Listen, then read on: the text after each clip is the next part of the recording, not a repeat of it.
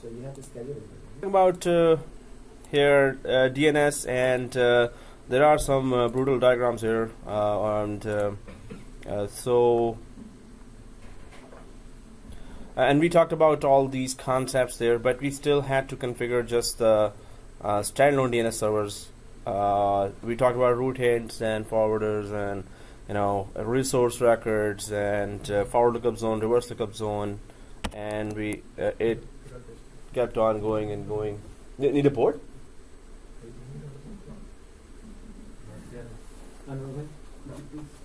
Yeah, sure. You need a board as well? You heard our collective? Okay.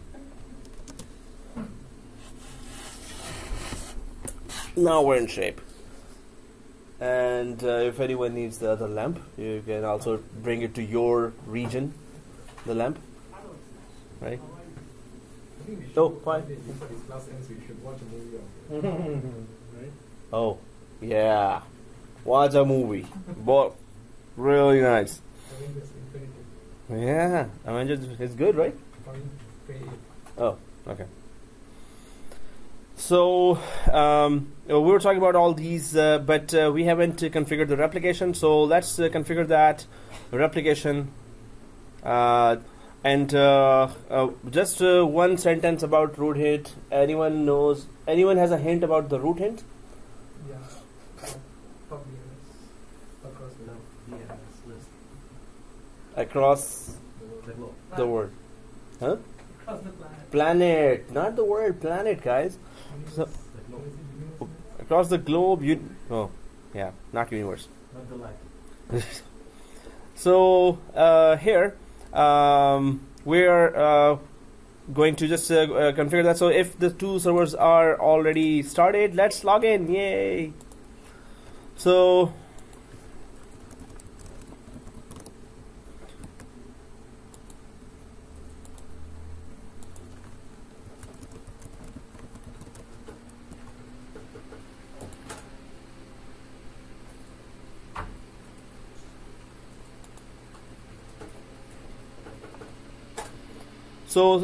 this is the first, so server 20 and server 21, that's what we named the two DNS servers, and we have deployed the DNS role on both. Manually, exactly. So there's a question from Sydney, Australia. What is forward lookup zone? Just kidding. Yeah, let's go ahead and talk about it. So let's just open DNS. We are on Facebook Live as well. Not. So I'm just opening the DNS on server 20 here. So click that DNS and right click like Aziz, and then go to this DNS manager, right? So here, and then we also go for the next server and just open the DNS manager there as well. So on first server we open the DNS, and on the second server we open the DNS. Now on first server, server 20, we have done a lot of tasks here. We have created the forward lookup zone, we have created the reverse lookup zone, we have created some resource records there as well. So on server 21, I have opened the server, this DNS, and on server 20 as well, we have opened DNS. So let's, if everyone was server 21, yeah, okay, thank you for the reply. Okay, so here, server 21, let's expand the server 21 here, and we see forward lookup zone there. Yay, on server 21, and it is fully configured. Oh. Server 21 forward lookup zone is not fully configured. Partially, because reverse is not configured. Only forward is. Do you see your server 21 in front of you? So somebody is throwing arrows in the sky. Whoosh. So yeah, normally I tend to trap somebody at the start of the class, just to have fun, just to have some sponsors for the break, Timbits or anything, right? Okay. So we have to be very fat by the end of the program, right? By the end of the course. And Tim Hortons is our own shop, right? So Hopper Hut. Okay, so forward lookup zone, we haven't configured it, guys.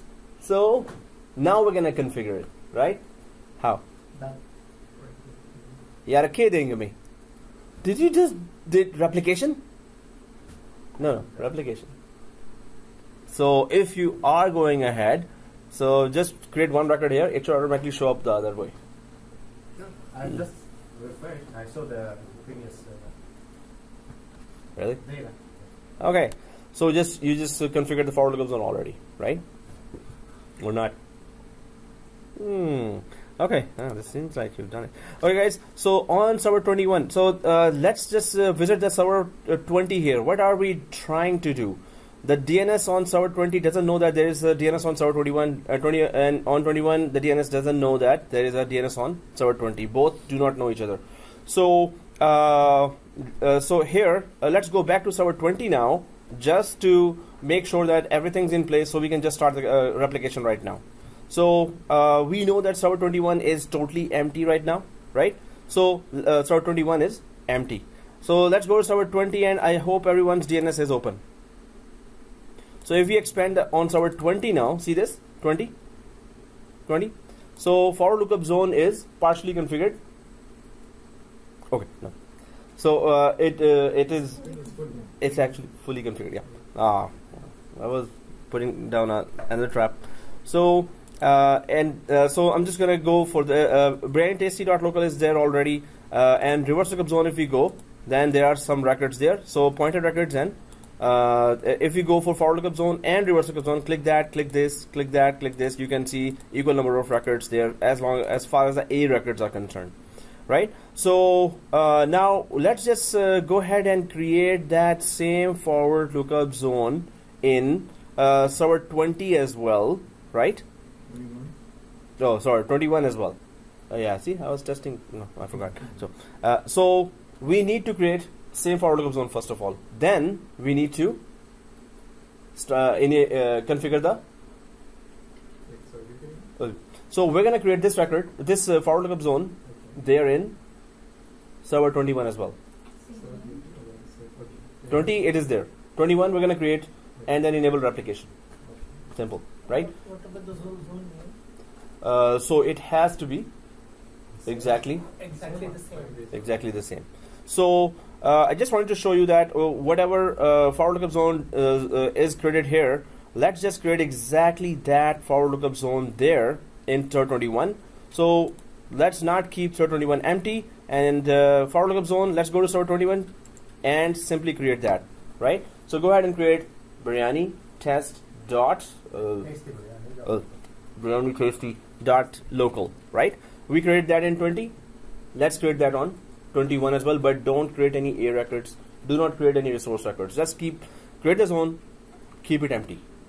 That's it. Create the zone, keep it empty, right? But if the spellings are different, then it's not gonna work. If the spellings are different, right? So I'm just gonna click the new zone on server 21. I have a question. Yeah. If by mistake or Spellings are different, then delete it. yes, Yeah. Then how? Delete and recreate. So I just want to make sure the spellings are correct. So I'm just going to go to next, new zone. I hope everyone is there. Next. And we of course are creating primary zone because we need one read and write and one read only. So replication partner should be one read and write and one read only. No. So what? I got a question. What? If you choose secondary, that's when it will be one is read and write, the other one is read only.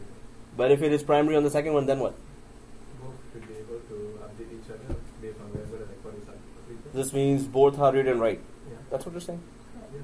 correct? Yeah. You agree with that? We all agree with that? If you create primary here as well, is it going to be read and write on both sides? Yes.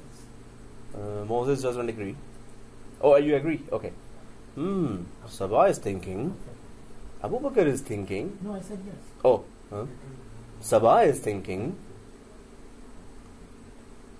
Well, primary should accept the update from both sides. So, I don't know what the answer is. What's your answer?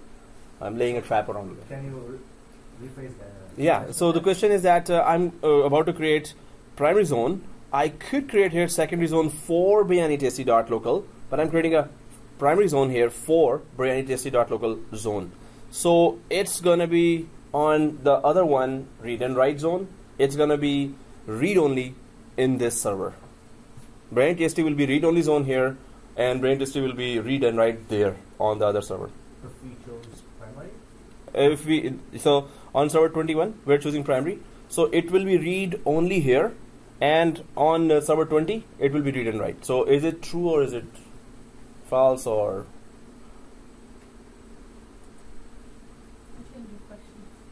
No, it's the same question, but I was asking about the comments that he made, and you all agreed to that. It's the same question there. So is it true or false? States no. It is up to you. Then we read Optional. write on both sides. So it's optional To if you want the second server to be the secondary zone. But right now you want both to have read and write access. it's not I want. It's I'm asking actually that if I go for primary, will it be read and write on both sides? Yes. Absolutely. Yes, if you go for primary. Okay, yeah. Yeah, so it's going to be primary is always read and write, and secondary is always read only. So let's click keep the primary zone there. This means that this server can also be, you can just make some changes here, and the changes should go the other way as well. This means two-way replication can happen here now, because it's we're making it read and write. If we select secondary, this would be read only, that would be read and write. So let's keep it primary and click next. Exact spellings, right? So I'll just go there and biryani tasty.local. Okay. Come on, you can't get it. Biryani tasty dot local. Okay guys, if it is exactly the same, click next.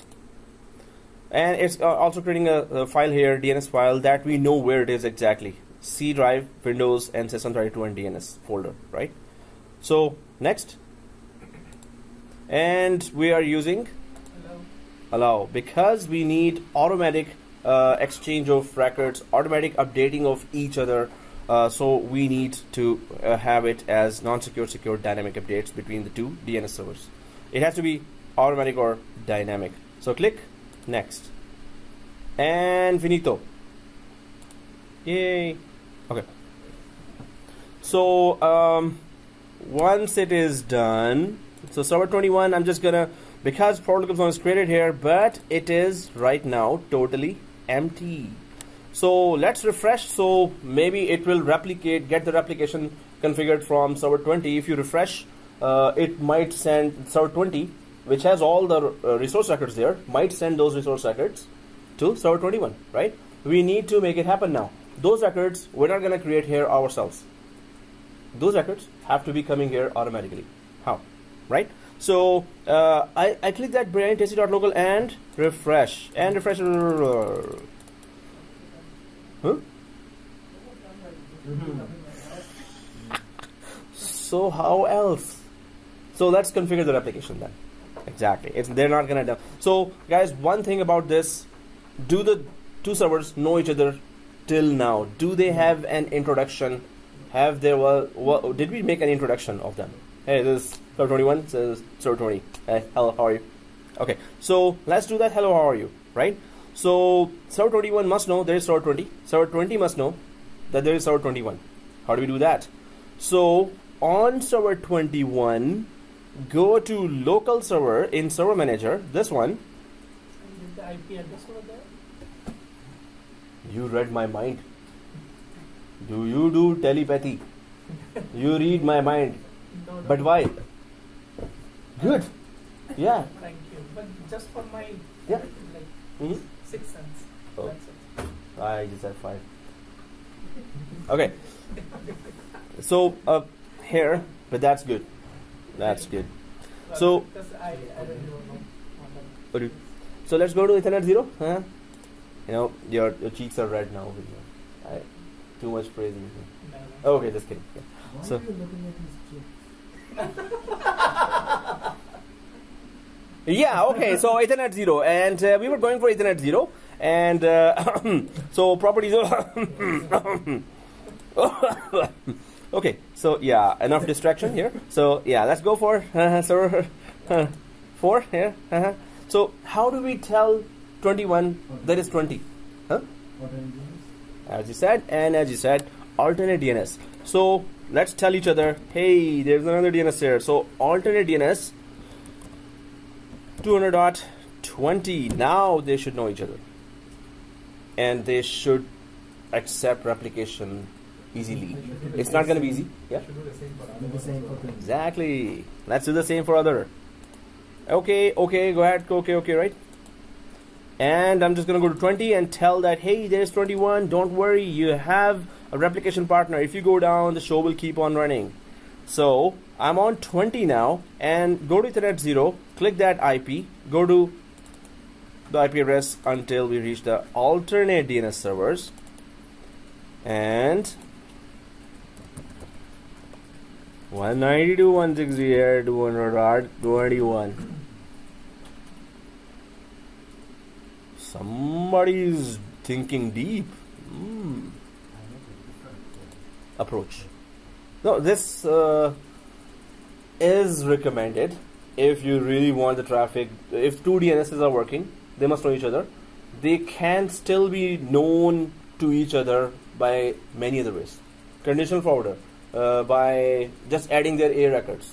You can just, I added that server IP into the name servers list and don't say that now. the zone. You just give away my secret here. Just discovered that. Okay, yeah. So, yeah, that's exactly discovered. Okay, Yeah, so discovered what Sawaz said, let's do that. So, guys, first of all, 20 and 21 knows each other. Done. Now, let's configure something in 20. First of all, 20. Let's visit 20 there and check what we can do to enable replication on 20. So it could either 20, whatever records the server 20 has, it could send that records to 21, or whatever records 20 has, server 21 could request those records. Either it will be send or it will be request, right? Request would be from that DNS which doesn't have it, which has lesser updates, and send would be from which has more updates. So we are still on server 20, and this is the end of our DNS. And okay. So, okay, guys, if we are on 20, right?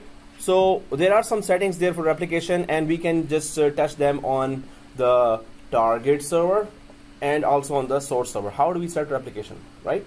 So we can go for target server and tell that target server, hey, request replication from the source server. Or we can tell the source server, hey, send the all the records to the target server, right? The replication we're talking about, right? So replication.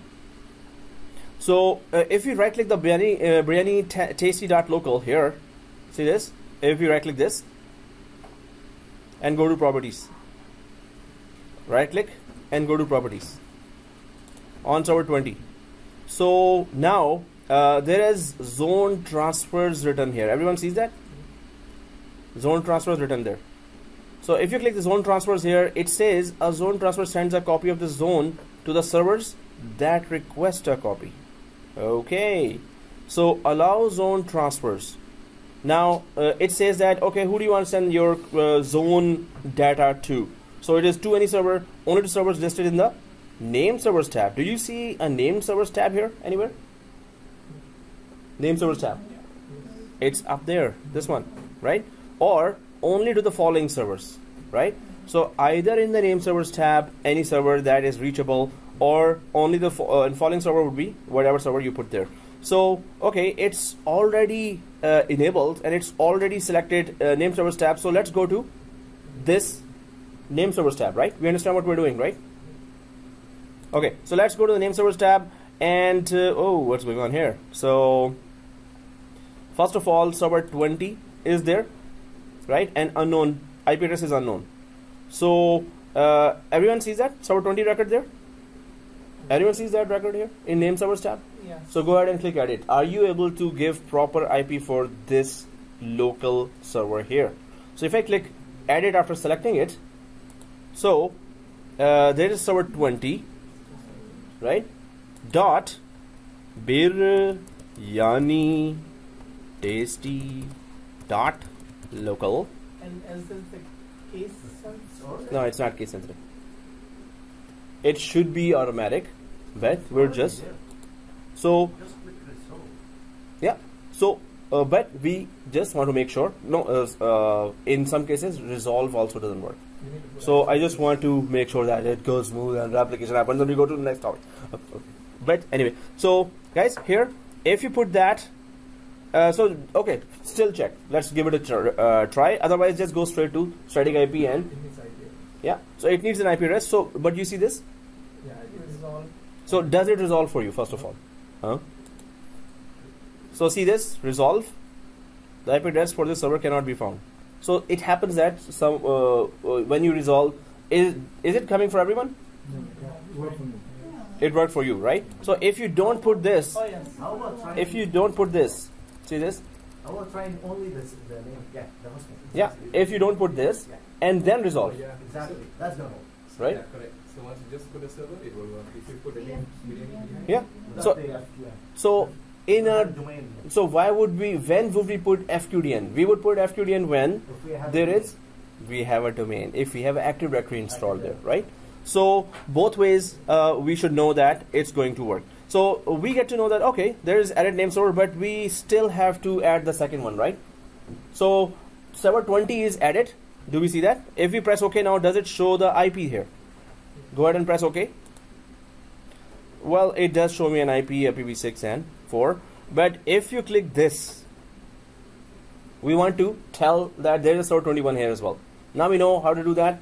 Go for server 21 as a name, not FQDN or DNS name. Let's click add here again. And now, okay, there's another server there. So server 21. If the firewalls are off, if the pinging was okay, if the communication is there, if VM nets are same, it should resolve, or it should at least, if it doesn't resolve right away, we should at least put it ourselves. So click resolve. Are you on server 20? Yeah, server 20. For me, it's not working. So when you Server put name. this, The name might be different on your machine. The maybe it's server. yours is server 23. 3 or 4 maybe. You can just put 21 and 22. So on this one, you must put 22. No, but this is the label. The original name is 22. Right? So we're putting the other server name here. Oh, okay. Oh, okay. Other server name. But once you do Mm-hmm. once you do this initiation of the old discovery, Well, it should, but it's not. Well, for lucky ones, it may. replicate. Yeah, replication may start, but we still have to push some triggers there on the other side as well, if it in case doesn't, communicate. So have we put in this IP, and is it green for Anwar as well? Can you hold on a second? Yeah, second is over. So okay. Oh, okay. So this jacket is classic. I love this jacket. Where you get it? Okay. So here, where are we? You're 20, right? No, 21, 22. Okay. That is why. So my 20 is your 21. My 21 is your 22. No, Right. because this is the main number. Yeah. Right? Yeah. Okay. So 21 all. with no, it's inside it is 20 Exactly. and 21. So you're correct actually. So this you don't see there, or let's just to avoid confusion, we just need to rename it to 20.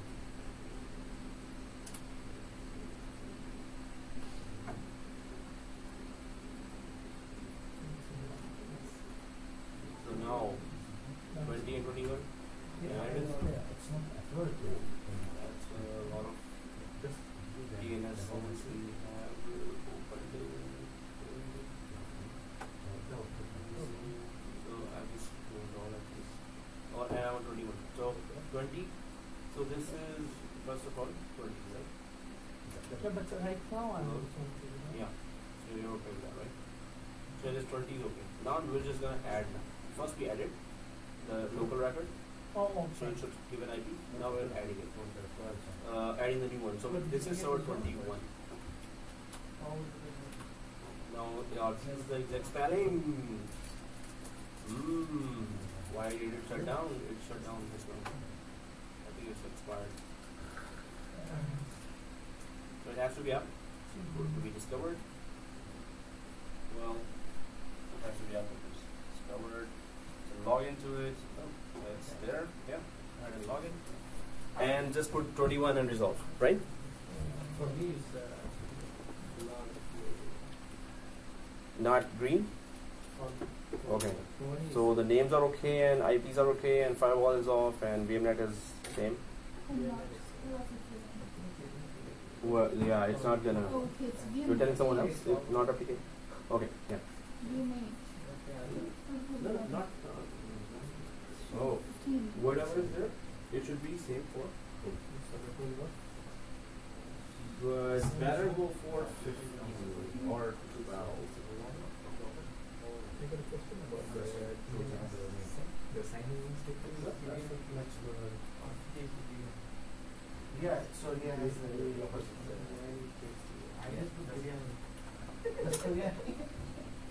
so you didn't like the design,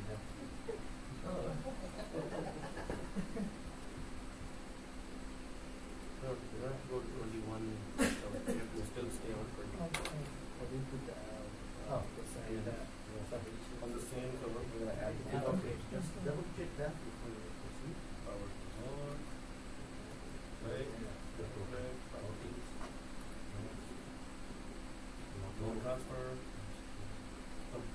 Name tag. Name servers. now go back. Oh, And then we'll add it. that's it. Resolve. Okay. Add. Server 21.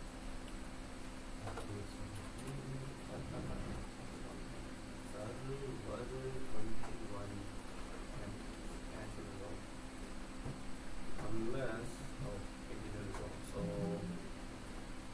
what we put there,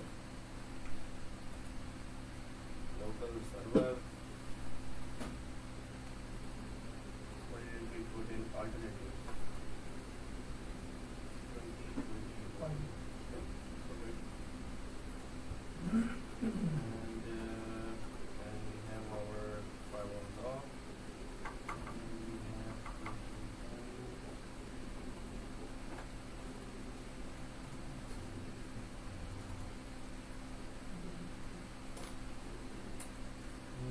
yeah, we're good.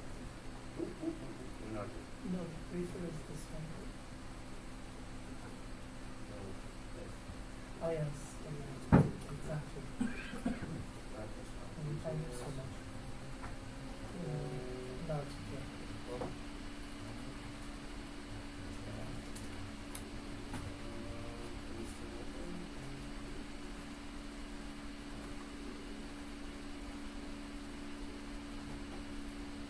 Maybe this one.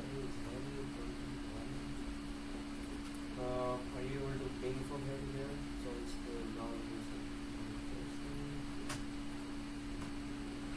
and the same VM next.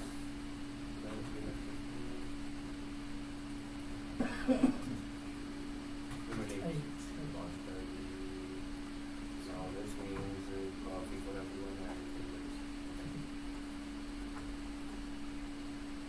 so here's our sponsor already in the meeting. Okay, so with that is not accessible, not already for the required one. Yes, it's not in the meeting, this is correct. But if we try to resolve, it's gonna resolve one day. But it's added, right? Oh. So, alright guys. So if we see this, press OK. So you can see that oh. So why is it saying authority not authoritative? Because what's the spelling on DNS?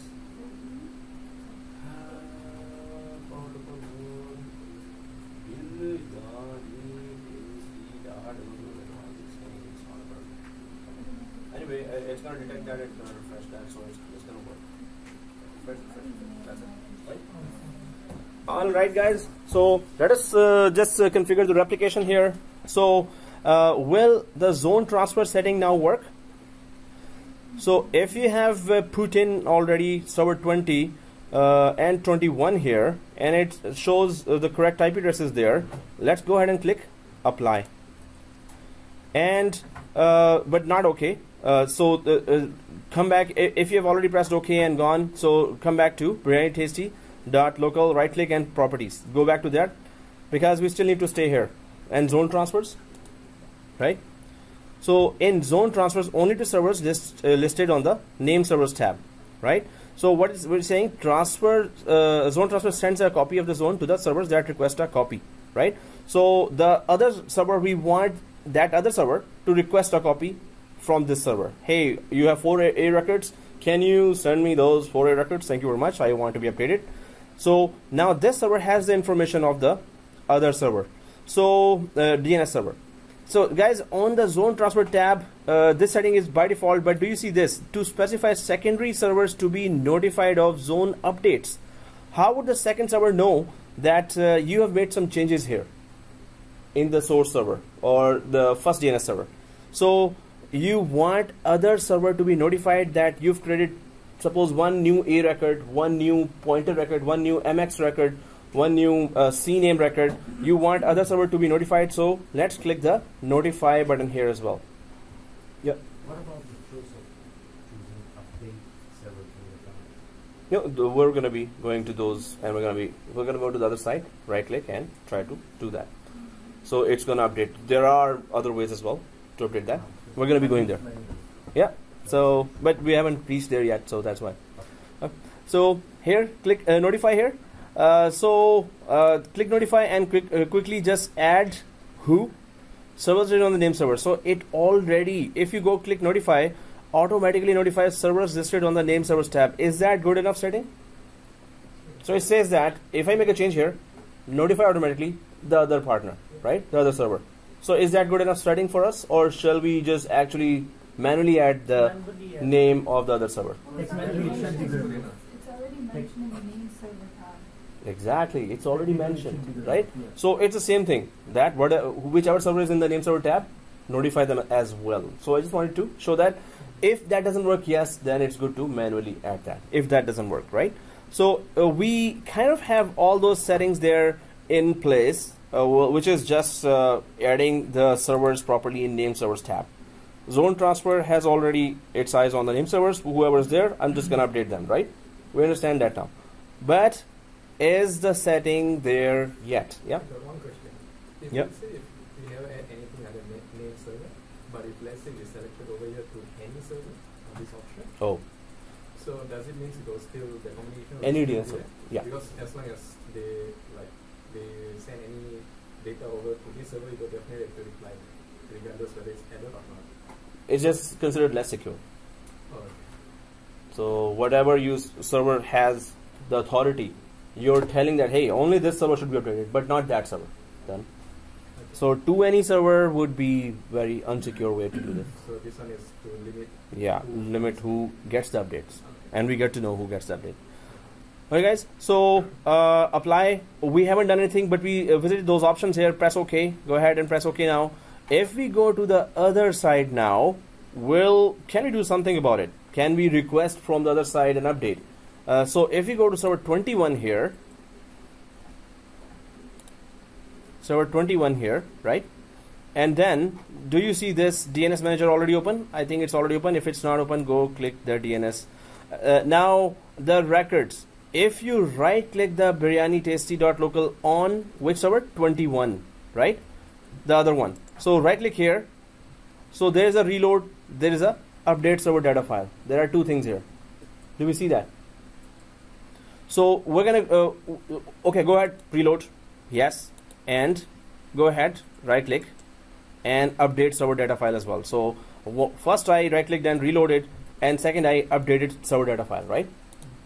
So did anything arrive? If you go up there, refresh this one by still selecting the same, Does anything come from there? So actually we're going to go inside now this server as well, to the properties of this as well, just to check that what's going on here and why it is not updating right now, right?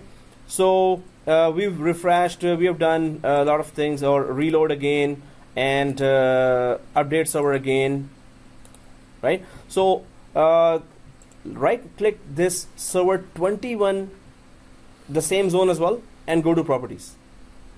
Same area, right? Same area in 20 we went, and same area on this 21 as well we go. So properties, when we see properties there, so you see zone transfers there as well, right?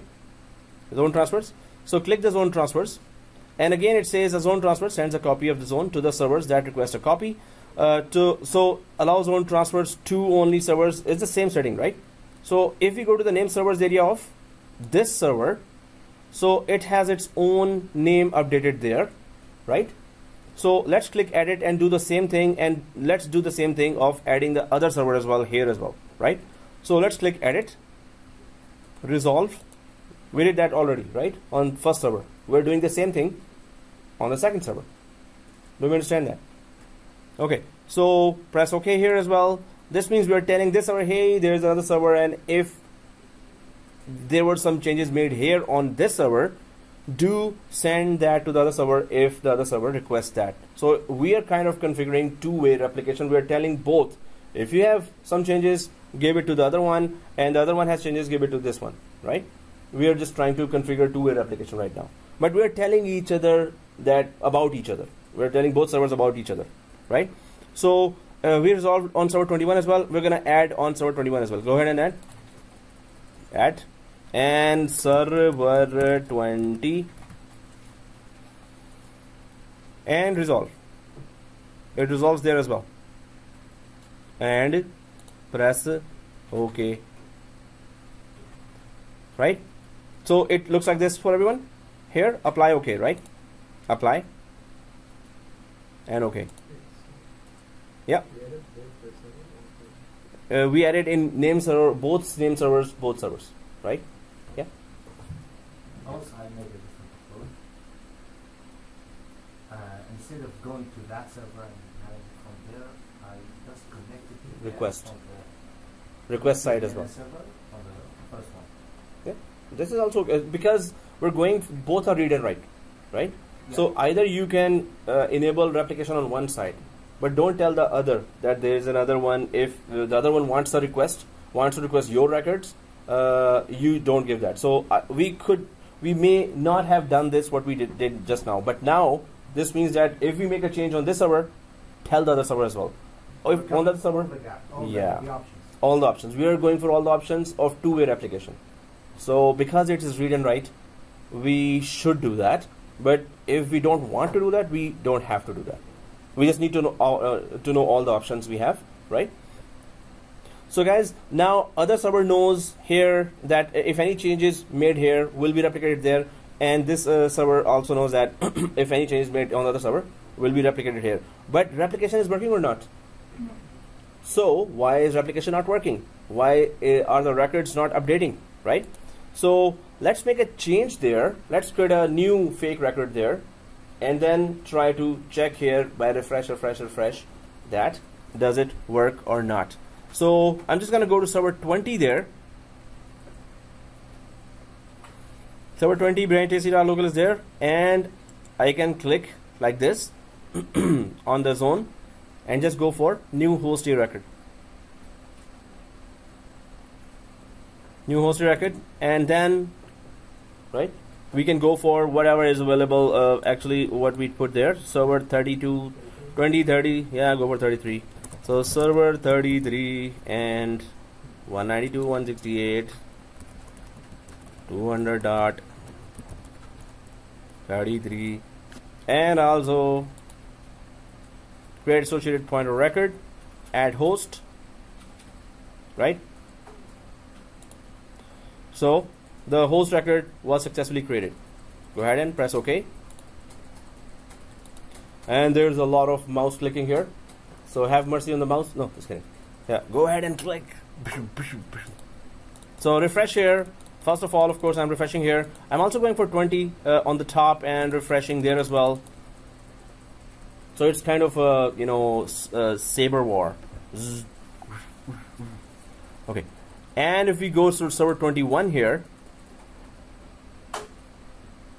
so refresh or right click and reload, yes, or right click and update server.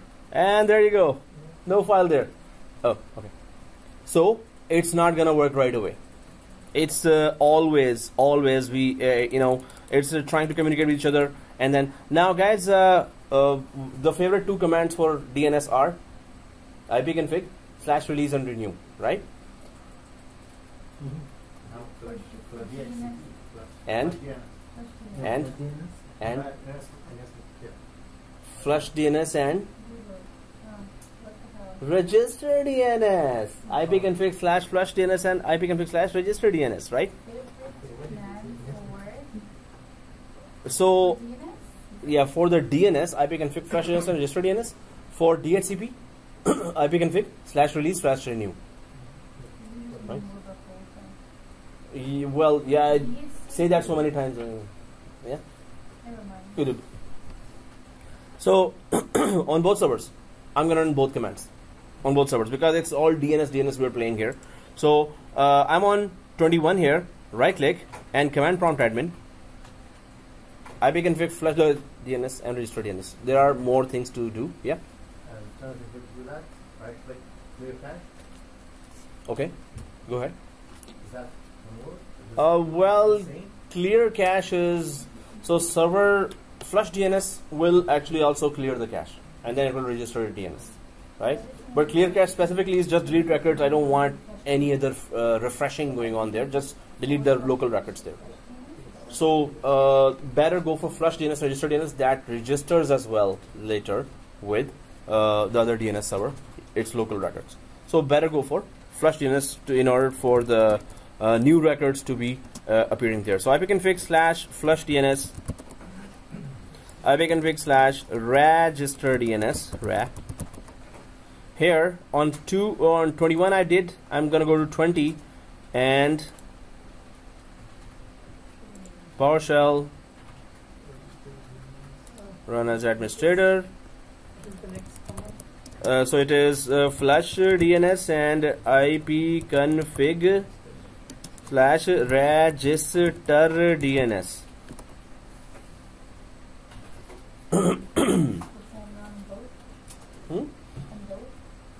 About? On both servers, yes. On both servers, guys. And then go ahead and refresh. I'm not talking about the PowerShell, I'm talking about the command prompt. Yeah, Yeah. it's the same thing. PowerShell also takes the same command prompt. ipconfig and /flush DNS, and then enter. The flashed DNS successfully, and then Register DNS when you run. Make sure that the command prompt was open with admin privileges. Then register will work. Otherwise, register DNS will not work. This command, right? So you're asking which command? This command. okay.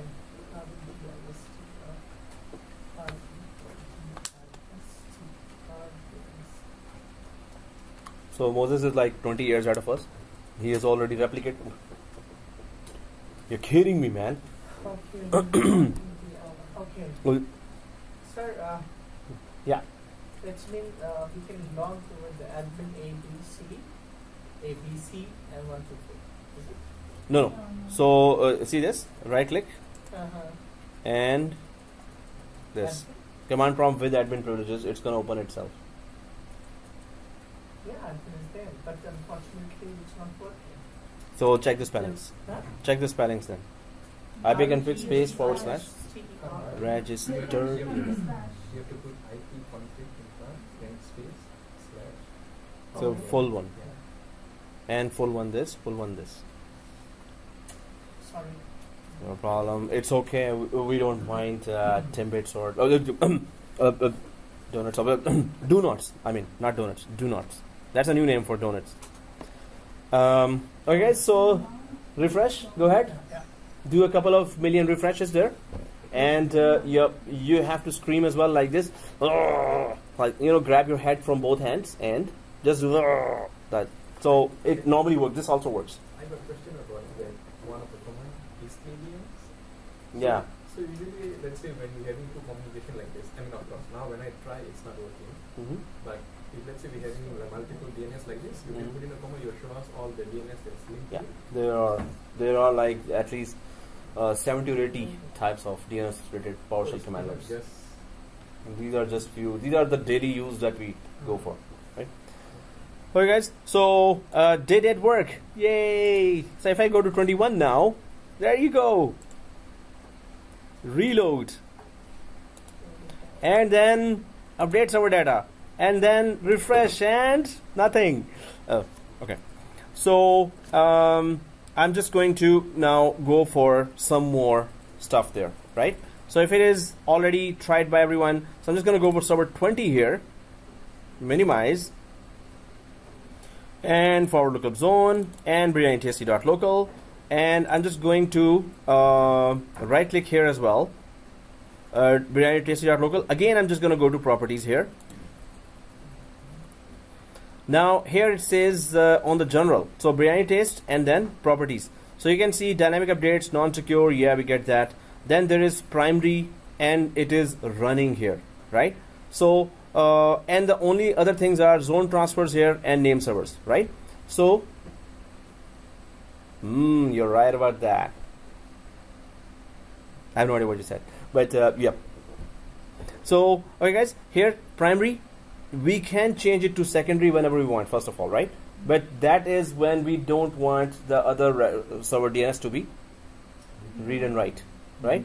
So then we only do that. Or we can just pause the name resolution right away here, right? Pause and then start again, right? Name resolution. We can do that too. So if I click pause here, and it is paused now, and apply, but don't press OK. Just pause and apply. Then again, start and apply, right? So we did that. I'm just trying to go for all the trigger points here where the replication may start, will start, right? So again, I just have to visit that zone transfer, again. Now instead of any server in the name servers, so I'm just going to go for only to the following servers instead. That hey, just directly go there, don't go for name servers and look for that. I'm just saying that send this update to that following server that we're about to tell it. So only to the following servers, I'm going to click that and click edit here, because I want result faster now.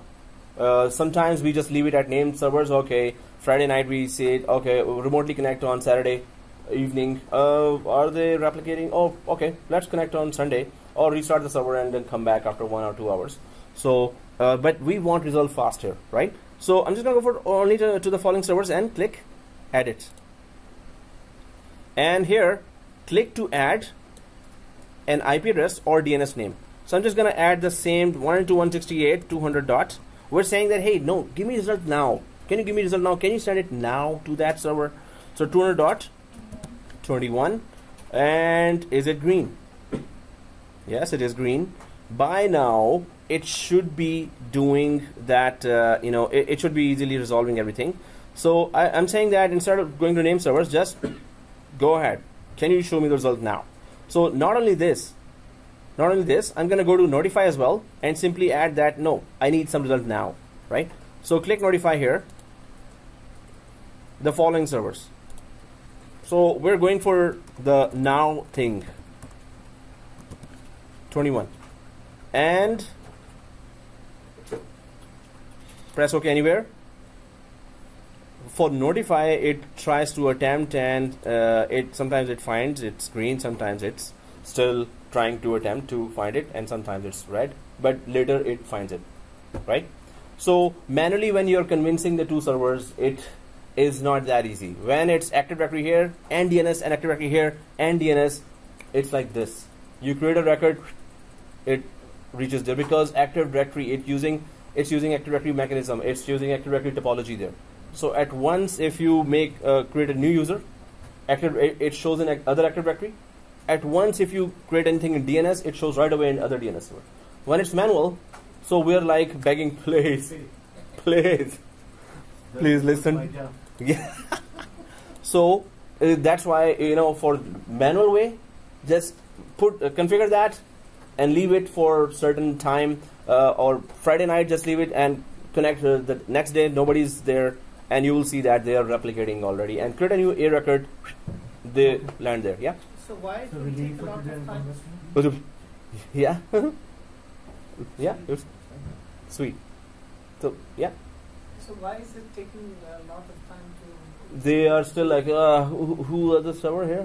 If we manually configure.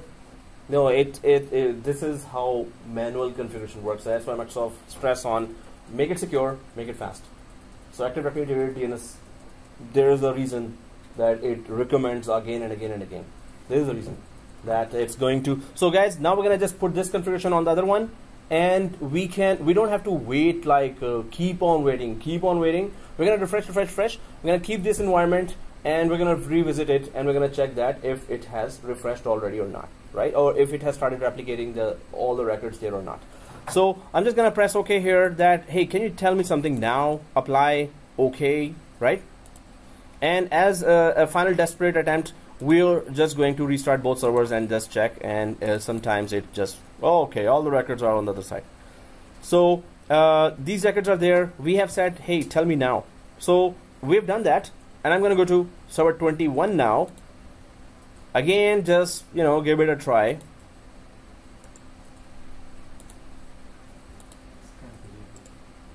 When it's manual, it's not easy. No, while you were talking the first minute, I did it, looked fine, I checked it from both sides.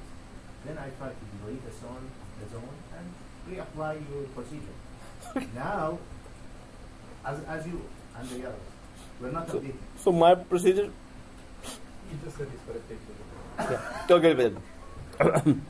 No, that's Microsoft. That's Microsoft, because did you do something different? Did you do something totally different? Yeah. I just added I managed that server from the first server. Yeah. Added So new you zone. requested that, right? Yeah. Yeah. Added the new zone and put the server on the main servers. Look, flawless. Yeah. So it should. Right away. This, well, Right this away. means that, Without even putting the other options there here. like right away. Right away. Okay. So when you're doing, so do it again. Do again your way. If you try to do that again your way, so you know it could work right away for many of us, and in certain cases, this way it works right away for some students, and for others, it doesn't, right? That's why I'm trying to, Yeah. to follow your procedure. Okay. To try every scenario. Yeah. I Exactly. want to face all the problems. Yes. Okay, guys. So that's good that you've tried your way as well, and that's very you know, very. That's it. Yeah. So. So guys, we have done the refresh here and all. I just wanted, you know, when we go for different areas here, we do get to know other things as well. So I'm just gonna go biryanitasty.local again and properties here. So now it is running here. I just go to zone transfers here on 21 as well, and I'm just gonna say only to the following server here as well. Hey, please, can you also communicate with the other server here, right? So only to the following server on 21 as well. What I did on 20, I'm gonna do on 21 as well. So I'm just gonna click edit here and simply 192.168.200.20 or 21. 20. Hey, is it me perspiring or is today it's okay? Done, and then notify as well. So this is like, hey, can you do it just now? So click notify as well. It's the same thing we did before. We're gonna do that now. So we get to see that, okay. So, you know, Yeah, it's not case sensitive, right? no, it's not. And now I'm just going for, you know, first IP, so it could just grab it right away. Apply, okay. So we did that settings here, and we did the settings there as well. Right click and refresh. So, reload. Yes, and update data server. and refresh as well, or go for server 21, refresh, right? So this is all the areas that we are seeing there, and it's going to, so now I'm just going to go for the other server as well, and now it's just refresh turn, and we're going to leave it at that because we'll just try to cover another topic there, and then we're going to come back here and check if it's working or not, right? I'm just going to go for the first server, reload and refresh, update a data file there, and then refresh as well. Then I'm going to go to the second server again, and we're going to do that till 9:30, and they're going to go home, right? No, just kidding. Okay. So reload and right click, update server data file, and refresh. So one day, Monday or Sunday, it's going to normally go ahead. So guys, let's leave it at that and just go ahead and try to check some other areas and then come back here, right? So Can we try a restart? yeah, that was the next thing that I was going to say in the break. So so you started already. Restart is the final thing that we can try, but I just wanted to show you other things. So I'm on 21 here or 20. Just right click on local. You can see, so we can talk about other smaller things as well before we just go to. Now there's a kind of a little strange thing, or it's not strange, but when we have configured it, it's gonna become strange. So there is security related issues with DNS, right? So I'm just starting the second topic, so then we will revisit it. We are still here, so we're gonna keep on checking that, right? So now let's go to server 20 for another topic which is called DNS security, DNSSEC. What we did in the application, these are the settings. We're gonna revisit them when we want, right? So let's go to server 20, and I just wanted to show you one more thing. Whenever we are right clicking here, we are seeing one thing continuously here, and that is DNSSEC. Do we all notice that? Yeah. So DNSSEC. So what is the purpose of, basic function of that? Security for encryption. Why would you want to encrypt these guys?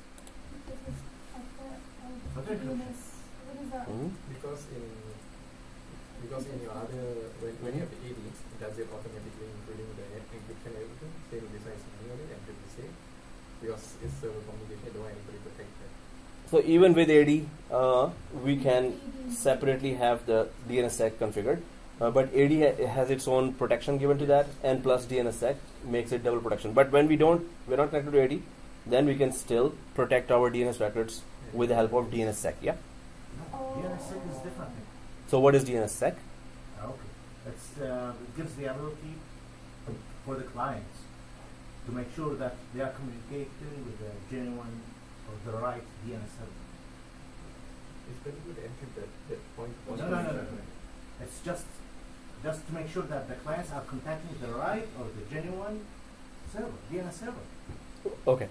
So let's do that and check it. And let me just open that as well, just to clarify everything. And DNSSEC, yes, it's a security. Yeah, you were saying? Question? Okay, exactly. What happened? Someone. There was no warning there. So normally people do that, and so we know that something's coming. Yes, it's a mild heart attack. Yeah. So Mild. Came from there last time. Now it's coming from there. so yeah, It's good for the heart. it's good for the heart, and also. So guys, DNSSEC. Let's go for that. There's a lot of things we have discussed. The slide is full of it. So I'm just gonna go for root ends. We did, we talked, and then one day Mondays. Yeah, the DNSSEC. So DNSSEC, guys, this is DNSSEC, and The anchors. yeah, The anchors gonna sign those. exactly. They have the list of the keys. Yes, the that clients have can to be check to exactly. make sure that those are signed. So Yeah, it's all about signing the keys to confirm that the zone information is coming from the correct data server, right? So DNSSEC, what is that? If a zone has been digitally signed, a query response will contain digital signatures. So yeah, digital signature just means that first of all, the purpose of this is that the information is coming from the correct DNS server. There are hacker attacks that have an impersonated DNS server. They put their own DNS server instead of the actual DNS server, and they redirect their traffic to their hacker DNS server. So if the CEO is connecting to a file server, the hacker DNS server will say, okay, that file server, oh, you need that file server? Okay, let's go to that server. This is your file server, which is actually a hacker server. So CEO just puts his or her credentials, and hacker gets that. Or CEO says, oh, yeah, that's my folder that I access every day. So hacker impersonates everything, but hacker has to redirect all the traffic to the wrong servers, to the servers that the hacker wants. So if the zone records are digitally signed, this means that this is coming from the correct DNS server, this information. Or if you're doing a name resolution query, CEO is about to connect to file server. So if the query goes there, the DNS server replies, and is it the correct DNS server that is replying to the client that that file server is correct. So you are trying to just know that DNS server is the legit one. It is not the hacker's DNS server. If it is not digitally signed, it could be. Good luck. So if you don't have other security measures like IPS, IDS, firewalls, end-to-end security, semantic end-to-end security, with all the encryption, drive encryptions and everything, then you're kind of an open area. There are many DNS attacks, many types of DNS. One you must have heard, DOS. What is DOS? Denial of service attack. Which means what? DOS is the command prompt, right, for Windows? Yeah. Okay. Yeah. It will flood that server with a lot of requests. Yeah. It will flood the request until Shut down until DNS stops replying, right? So there are many other types of attacks on DNS. So you can secure that by digitally signing. And how do we digitally sign that? What is the meaning of digitally sign? Sign it. Like so, a hand opens, a hand gets out of the DNS, it signs, this is my new sign, and hand comes back. So, but what is digitally sign? Does it require a certificate? Yes. Right? It requires a certificate, either MCSA certificate or CCNA certificate. No, just kidding. Yeah. So digital sign requires a certificate. Certificate does two things: Authorize and authenticate. authentication, encryption. Two things it does, right? Authenticate and Encrypt, auth and n. So authenticate and encryption, right? We're gonna be installing in third course the full certificate services, right? Active Directory certificate services. That's extensive. That's very important. So you can see that how a certificate looks like, and how we can go inside and create our own certificates. So DNSSEC uses trust anchors, which are special zones that store public keys associated with digital signatures. See, so simple. Now, what's public key? What is digital signature? So you can, okay, when we say digital signature, first of all, let me give an example. Yeah. You left with one more key. Just add on the private key as well. Yeah. So anyone ever heard of public key and private key? yes. Yes.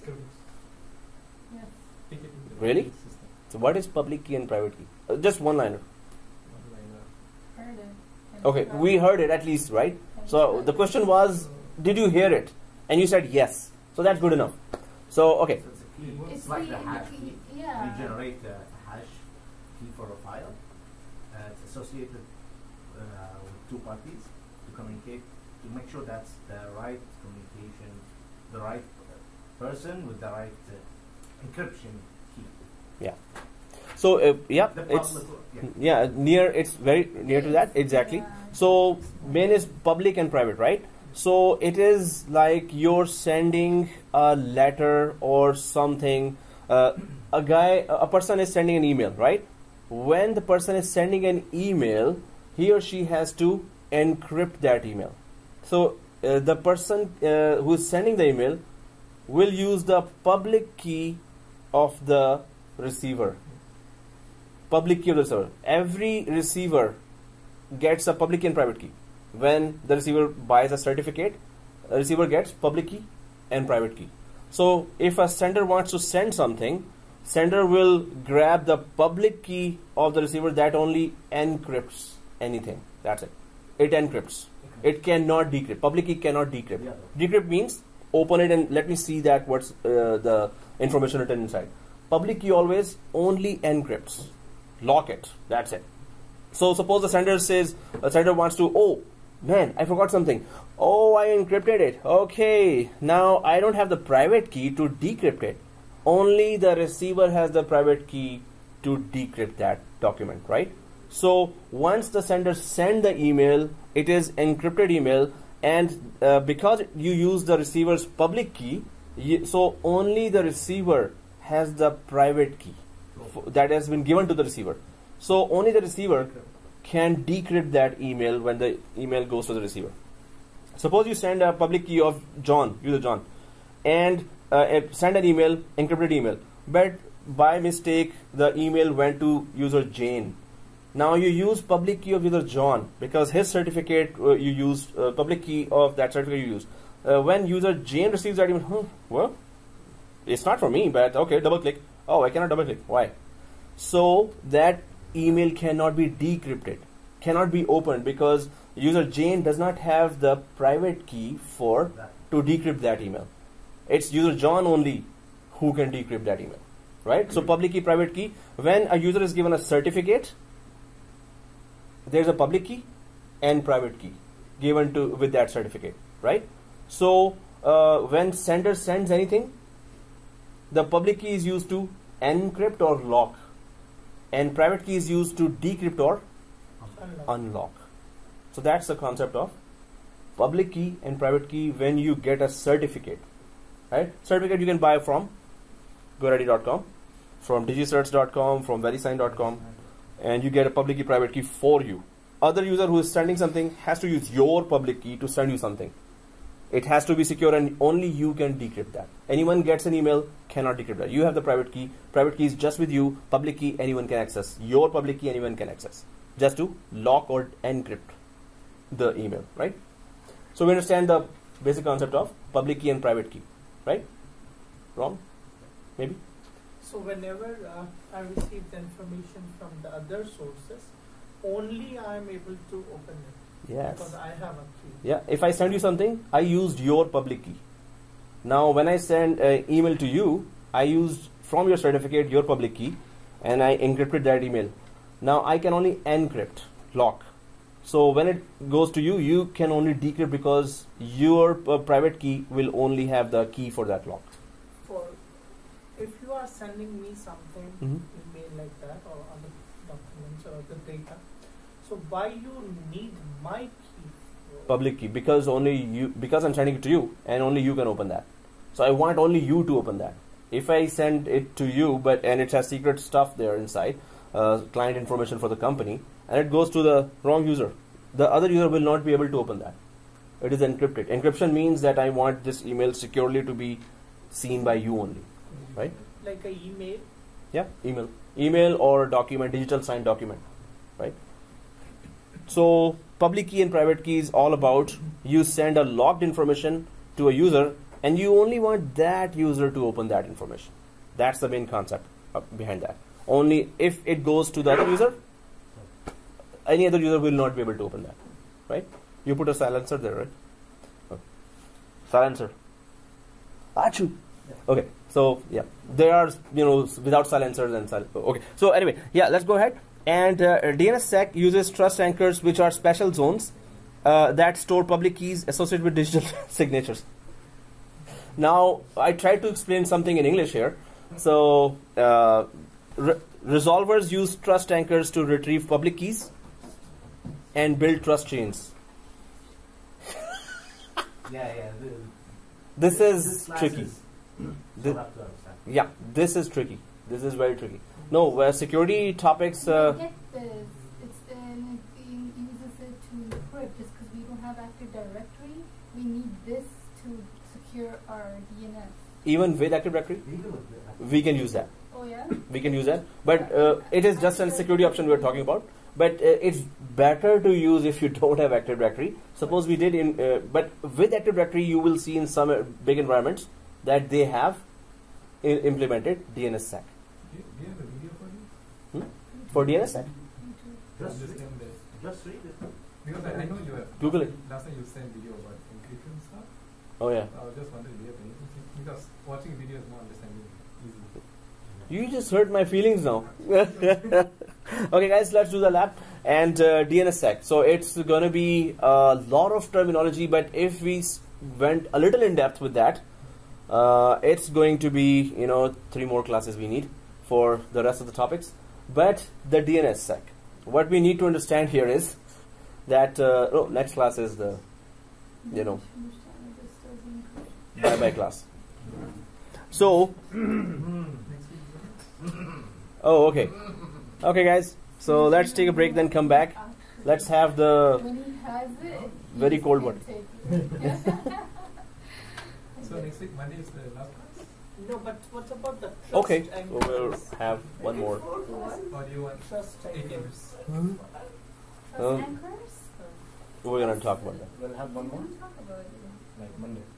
No, today can be the last class. Lights are turned It's off okay. and it's If you more want. sleep, but then it's No, Sunday. Monday's last.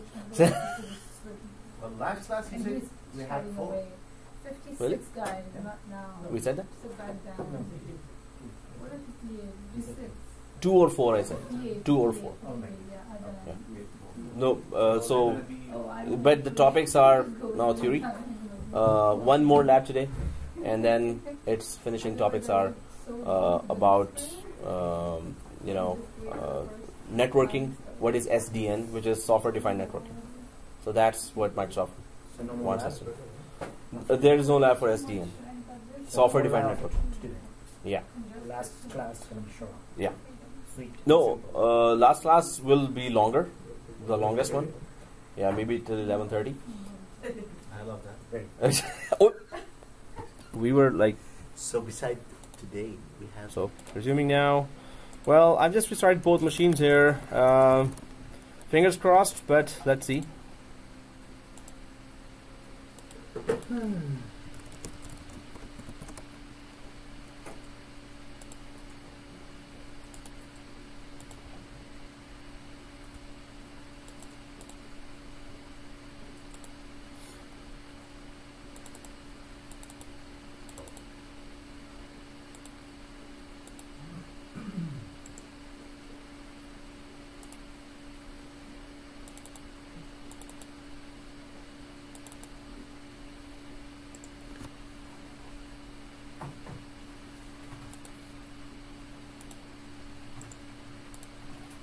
Did the wall of fire start?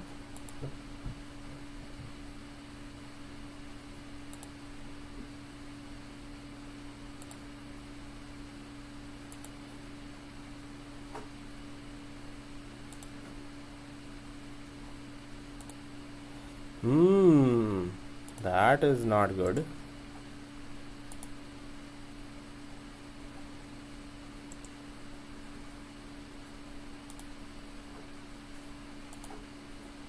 Leave it at that because we'll just check that. Otherwise, I'll just create a video for you. It's already created. Video is already there for the previous class where we did the same steps and it worked. So I'm gonna send that video and you will just follow those steps. It's the exact same stuff and you will be amazed at, that's the same thing we did and it worked. So guys, see this? Are we on 21? Yes, sir. And if you click, right-click the binary tasty and go to properties, do you see this page? Yeah, G means yes. Yep. Yeah, okay. G. And then do you see change? Yeah. Do we all see change? And click change. Do you see this? Yeah. And okay. Did it. You already did it? Me too. Okay. That's secondary thing. Okay. So press OK here. And do you see this? Now, Edit? I did not. I did not. do See it. this? Yeah. See this? Do you see? Did you did this? No, I have done. Oh, okay. Press OK. Yeah. And Added the- oh yeah, there's a wherever the mouse is shivering. uh, Yeah. Go for that. And edit. And You have to just put the IP of. No, but I don't have the 192.168.120. No, he put it like this now. No, I just put it now. I already put it. I'm just asking you to Oh, put it here. okay. Okay. With primary to primary, I will send you the lab for the previous course class, which is exactly the same. But primary to secondary. But if we want both to be read and write, then what do we do, right? If we want both to be read and write, so guys, but let's just make this happen, and if it is done, then we can go for the next topic. So were you able to put that, right? Yes. Good. Everyone was Nasir, you were able to put that, right? So why did we put it here? Tell me, why did we put an IP here in this area? Because we are. See this? You tell him that there is a master server. Master. So this is a zombie server, and there's a master server somewhere else. Who is the master of this? Master slave. Yeah, master and slave. So secondary, Now it works. we created as a slave, right? But it didn't accept the previous settings or the data that we No, added. there is another way to, No, but I'll just kick it now. So primary. So now, what is the conversion now? One is read and write. But if we want read and write, in that case, what we do, right? So that will be the next thing. But I'm gonna send you the video for the previous course where we did the primary. It worked. I got Yeah. a quick question. So Yeah. now it works Yeah. because one is master and it's receiving side. So let's say when it get the information like this already, if we change back to primary, then it will. Oh, yeah, really? Yeah. So It it's will cut out it. the communication. Yeah. Then it will expect that, hey, you wanna make any change here? Let me know, right? So guys, normally what happens is that you can create a primary and its secondary on two servers, then create another named primary on the other server and create its secondary on this server, right? We can do that too. So crisscross. We're going for crisscross here. Keeps on going. One will be master slave, master slave. Yeah, master slave. But there is a setting for master as well, right? Where both are masters and they both update, right? So I'm going to be sending you the video which we did in the previous class, and same steps you will see. And okay, you'll say, oh, okay, it's working. So in this case, both are the masters, both are the read and write, both are the read and write. That's what we were trying. It was not working for us. So now what we're trying is we're creating one as secondary. Secondary is what? It's read only. Read only. And read only means it's just receiving all the updates. It cannot send any updates. Exactly. So that's why we're saying it's a slave. Right. So what is the benefit if both are the masters and one is a master and one is the secondary one? So you don't have to configure both sides. You don't have to worry about misconfigurations on both sides. You don't have to worry about, so one administrator got the ticket that, create that A record. Another administrator started working on that as well. So both connected to their own DNS servers, and they know that I can make modification here, I can make modification here. So there are more chances of mistakes and conflicts. And if both hacking are the as well. masters. If both are masters. But, it's a network environment, of course. There are huge amount of, let's say there are so many tickets that are created daily. So if there is only one server to configure, everyone will configure there. So normally there is a need for another master server there where another administrator or another 3 or 4 administrators can connect and make the changes, right? So but if it is slave, then there's only one server to go to and connect to master. But this is because it is without Active Directory. It is not AD integrated right now, right? If it is AD integrated, you can make both primary if it is AD integrated. So one of the many benefits other than encryption, other than replication perfectly starts right away with AD integrated, the third is both can be primary as well, AD integrated. When it goes down to manual, the limitations start, and then you have not a lot of choices. That's why Microsoft just persists that, hey, go for AD integrated, go for AD integrated, go to it. Don't put DNS without Active Directory partnership, right? Yeah. That would be my question, which is Mhm. in which scenarios that we are using a DNS server in the network without an Active Directory? What's the benefit of Rare scenarios. right? So if you have already a DNS server and you did not plan to install Active Directory, you're a Linux shop, suppose, It was a company with Linux developers and Linux. Oh, let's put a Microsoft DNS because we need an application that is that can only work on Microsoft. Let's put a DNS, but we don't need Active Directory. We don't have any expert in Active Directory. Suppose that, and there are many scenarios where many companies don't have Microsoft experts. Many companies have Linux and VMware. They don't have any Microsoft, so they would want this configuration. Now this scenario is even increasing, that they are going away from Microsoft's. So Linux doesn't have the DNS server? It has bind server. No, but suppose there is a application that they really need for the business, but it works only on Microsoft, or it works better on Microsoft Windows. So they would want a DNS for that application. So they have no choice but to put standalone DNS there. In that case, they will see limitations there, right? So, but it was rare before. Now you will see that world is kind of going away from Microsoft as well. So, and world is coming back to Microsoft. There are both those points there. But there are companies with VMware, AWS, and Linux only. No touch of Microsoft at all. Because they don't have an expert on Microsoft, their business is booming without Microsoft licensing and expertise to hire, right? But there are majority of the companies are still with Microsoft, so they would only go for Active Directory integrated DNS because of immense features there. Lots of features there, right? So, but I will still show you that if we want primary, how do we do that, right? So right now we went for primary, secondary, it worked right away, right?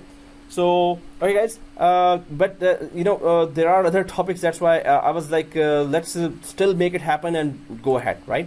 So, I put it back to primary. Yeah, it's and add a record there. I couldn't find it there. So with primary, secondary, it's gonna always work. With primary, I will show you the steps for that. I will just send the previous class video where we did those steps. I'm sure I did those steps, but I may have missed one or two. I'm not sure. So I'm just gonna send you the video for that. You will see that. Okay, primary, how do we do it, right? So, okay guys, we get that, and as soon as we refresh on server 21, all the records are there, right? These records I'm seeing on 21, which are coming from 20 server. It was not coming as far as it was primary. As soon as I put it on secondary, at once all records came, right? So, but these are one of the limitations of manual DNS. If you go for Active Directory integrated, it's always primary unless you want to make it secondary. Otherwise, by default, it becomes primary. So suppose you have Active Directory DNS, Active Directory DNS, Active Directory DNS, Active Directory DNS, 4 of them. They will all be primary. You can make changes on any one of those DNS servers by default. Here, just to make two talk to each other, one master, one slave, right? But if we want to make primary, there is a way to do that as well. But now we just go ahead with the next topic. But we understand what we did. Primary did not work, or read and write did not work. So read and write and read only, we configured or changed to that, and it worked right away, right? So we can also say that it's a it's a limitation for the manual configuration. But where do you have to go for manual configuration? So those were all the areas that you had to go for manual configuration, right? So yeah. So basically what you're saying that there will be no scenarios where you can have manual. If it's a minority Microsoft company, what does that mean? Very less Microsoft servers. They don't care about Active Directory, especially. Suppose it's a Linux shop, so you would see this manual. But if it is majority Microsoft, you will see Active Directory properly installed, and so then yeah, you would not see this. But if you are told to do this, and now because it's cloud, AWS, Azure is there, lots of tasks going on there. And many companies are connected to cloud, so this you might face that more now. That how to configure manually the Microsoft DNS. All right, guys. So are we on server 21? So when you are planning to start the cloud? It's already on Saturdays going on, but next class will be starting up. So there will be 3 or 4 weeks more for the 3 or 4 Saturdays more. Okay. After that, next AWS. So AWS, Azure, Google Cloud class will be starting. I'm adding Google Cloud as well now because we've been working on that. And it's the same concept again and again. Yeah, so it's like one of those long course that you're teaching. AWS first, what about AWS, Azure, Google. 3. It's a must. When? So after 3 weeks, this current Saturday morning course will finish. Then next will start. The morning There's no fixed date right now. And how long does it take? Oh, so if it's 3 courses in one, so normally it is supposed to take 10 Saturdays, but normally it takes 16 Saturdays. No, but 4 hours just. what about the time? 10 to 2. 4 hours. So it's a lot of labs. It's on Saturday. Extensive. Yeah. And we have capacity of 14. There are 15 students, and one student has to sit here. So it's and next course is also, hey, we need to learn cloud because so many jobs there. What course is that? Azure we have on Saturday. Azure and AWS. For now these two, but now I'm adding Google as well because it's also very easy. And some students had Google Cloud in their company. They're all coming from companies right there on Saturdays. So they're telling me that we have Google Cloud as well. So otherwise, Azure and AWS itself is tough. So are you planning or did you planning to start Mm-hmm. cloud in the evening? Oh, depends on the students, right? So if they have 5 or 6 students, they will start. It's just that some timing is there. That evening might not be the possibility now. Alright, guys, let's go ahead. Guys, let's go ahead. Oh, yeah. Let's go ahead. Okay, so okay, guys, there is that we were talking about. I'm just going to put the slide there. But what we need to understand overall from that is exactly, yeah. So is that this DNSSEC? That's the only page that tells you that what's going on with the DNSSEC. But overall purpose, we have to understand this would be more. Suppose it's a large company, so the security team will be more interested in implementing that. The security team of your company. If you're the security team, you're the whole showrunner there, then we're going to do the lab now for this, and you're going to see that it's not going to be that easy to maintain once you configure it, right? So what about the trust anchors? So trust anchors. If a zone has been digitally signed, a query response will contain digital signatures. DNSSEC uses trust anchors to do what? Which are special zones. And when we do the lab, you're going to see that how does it look like. So which are special zones that store public keys associated with digital signature. So public key is always used by the sender, somebody who is about to make a communication, and DNS is receiving that communication, right? So DNS will have the private key and public key will be with the client. Yeah. Oh, client, exactly. So the client will be making a request. Hey, do you know where is printer 10 here? So I need to connect. So name resolution happens and you're connected through DNS to by name to that server, printer 10 or printer, right? So now it will be a trusted communication between the client, and the client will have the public key, just like I was giving an example of email. That sender must have a public key for you, so you can use the private key for that, right? So now client will have the public key, and it will send that request. That request has to be decrypted by the server, and that request has to be redirected. Then once the server receives that request, okay, yes, this is the legit client request, and client also knows, yes, this is the legit server who is accepting my request, and it will redirect you to that file server or print server that the client was trying to connect, right? So the main thing is the communication between client and DNS server will be secure. That's the main purpose of this DNS, and hackers cannot easily crack this or break this security measure, right? So DNSSEC uses trust anchors, which are special. And when we configure the DNSSEC, you will see so much terminology there that we can just go for one book on that, just to cover the whole terminology and all the encryption terminologies there that it's going to use. So better go for Microsoft has covered just in the whole slide. This is the only page for DNSSEC. This is how much Microsoft wants us to know.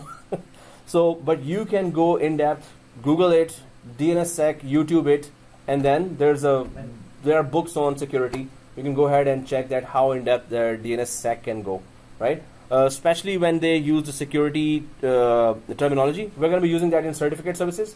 We had used that in VPN as well, but in certificate services it will be like you will be saying, whoa, English please, English, English, we only understand English. So there are so much terminology in security that we'll be like, okay, we need to have a separate security course there. So, but we need, what I'm saying is that you need to know the main purpose, overall purpose of what we're doing, right?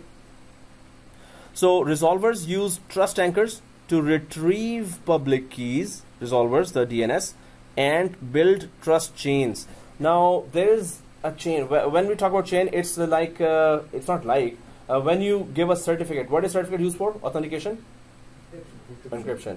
So certificate is given to a client, right? Hey client, you have a certificate and I have a certificate, so they are valid certificates. They have 256 or 512 encryption, and we have the same security level. So if you have that certificate, I will let you communicate with me. If you don't have that certificate, I will deny communication with you, right?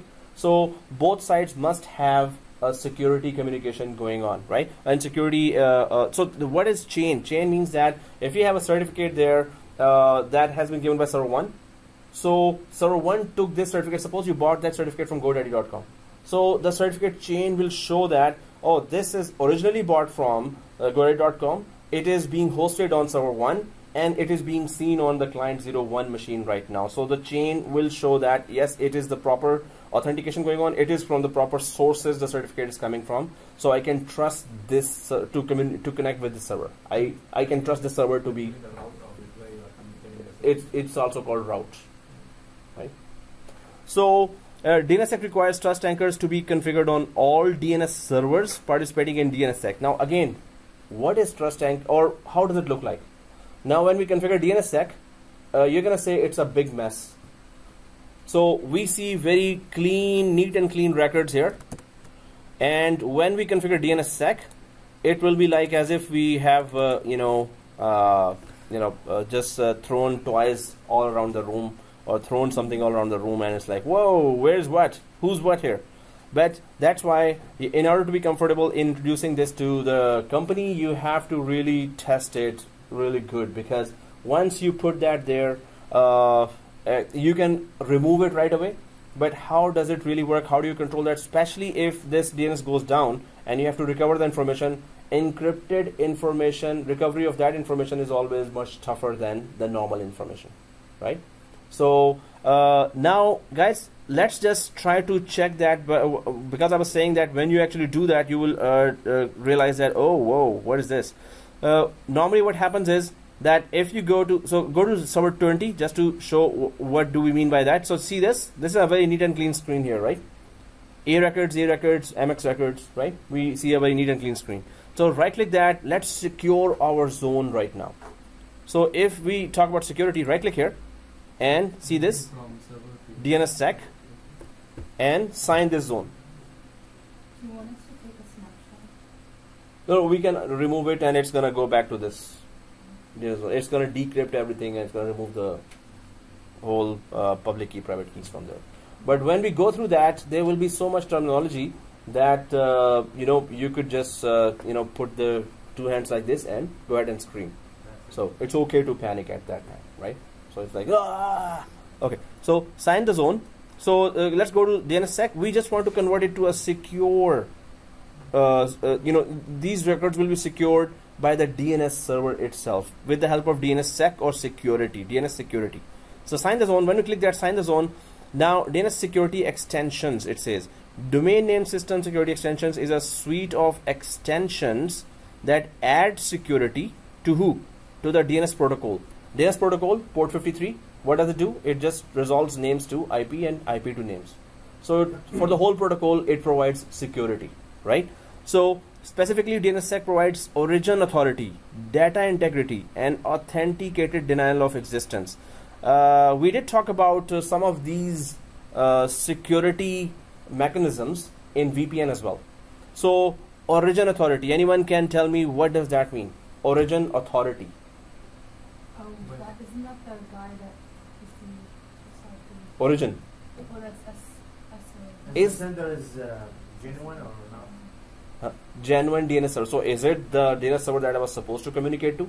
So origin, there is a request coming and it's going to the DNS server. Is that the authorized DNS server that we are going to? It's not about authorized. It's about that. Is it the one that we are supposed to communicate? Is that the DNS server or is it something else? Right. So origin authority, data integrity. Again, data is passing that. CEO is trying to access the file server where all the most sensitive files are there. So that data is traveling over the network. The hacker goes for Wireshark, sniffs the data or grabs the data from CEO's laptop, whatever data is going, and he or she just tries to look at then, okay, oh, he's going for file server number 23. Okay, now I'm going to crack that. Okay. But if that whole data, that request for name resolution is encrypted, hacker will not know that where our CEO is connecting every day, to which server our CEO is connecting every day, right? So data integrity again will be encryption. Encrypted data cannot be grabbed, or it can be grabbed by Wireshark sniffers like Wireshark, but you cannot see, you cannot translate, you cannot decrypt that. And authenticated denial of existence. So what is that? If the authentication is not true, then they will deny that no more, you are not. What you're requesting is wrong if it's a wrong attack. If it's a record that does not exist, and somebody saying, "Hey, can you get me that record?" which does not exist, and we create 4 fake A records there, right? That's right. So they actually do not exist. Suppose the hacker puts one A record and it goes to that, but there is nothing there. The traffic is denied. The user tries some other time, and that gives the hacker the time to go for. Hacker at least knows that, oh, this is the user from where the request went to this sensitive server, right? So this could be either CEO, this could be the CFO, this could be the director, this could be. So there are many ways hackers try to guess that who is trying to connect where and which machine we need to actually crack to get those sensitive files, right? So again, authenticated denial of existence, that if that record does not exist, I'm telling you as an authority that yes, this record is not there, it's a fake record, and you will not be able to communicate with that record, right? So we have fake records there. Any hacker can create fake records there as well, and you can see that they can be easily created. DNSSEC provides the ability to yeah. So okay, so you have silencer, right? As I said, so This time I had a mini. so he's very strong, and he was like, The best one is for a moment the monitor almost. Sorry. Almost I'm sorry. it's not your fault. It is. It's okay. We were scared to. 911. No. It's okay. It's not your fault. We were scared to death. It's okay. You have to live in a war zone, so you'll get used to those sounds. Yeah, preparing. Yeah, this could happen, right? So you don't be scared. Like, it could sound like that. No. It could be. Yeah, silencer is like this. Oh, right? It's silencer like. Okay, let's go ahead, guys. Yeah. Japanese technology. There's a new technology called. Okay, what is it called? Cover your nose. Cover your. So let's click next.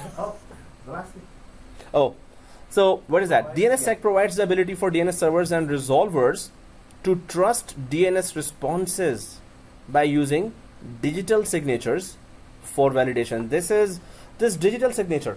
If you send a file, Word file, you type everything and you say that okay, it has to be. So when I send that Word file, the receiver must trust that this is the correct file coming from the correct guy there, right? So if it is digitally signed, if the file is digitally signed, this means it is coming from the correct source, right?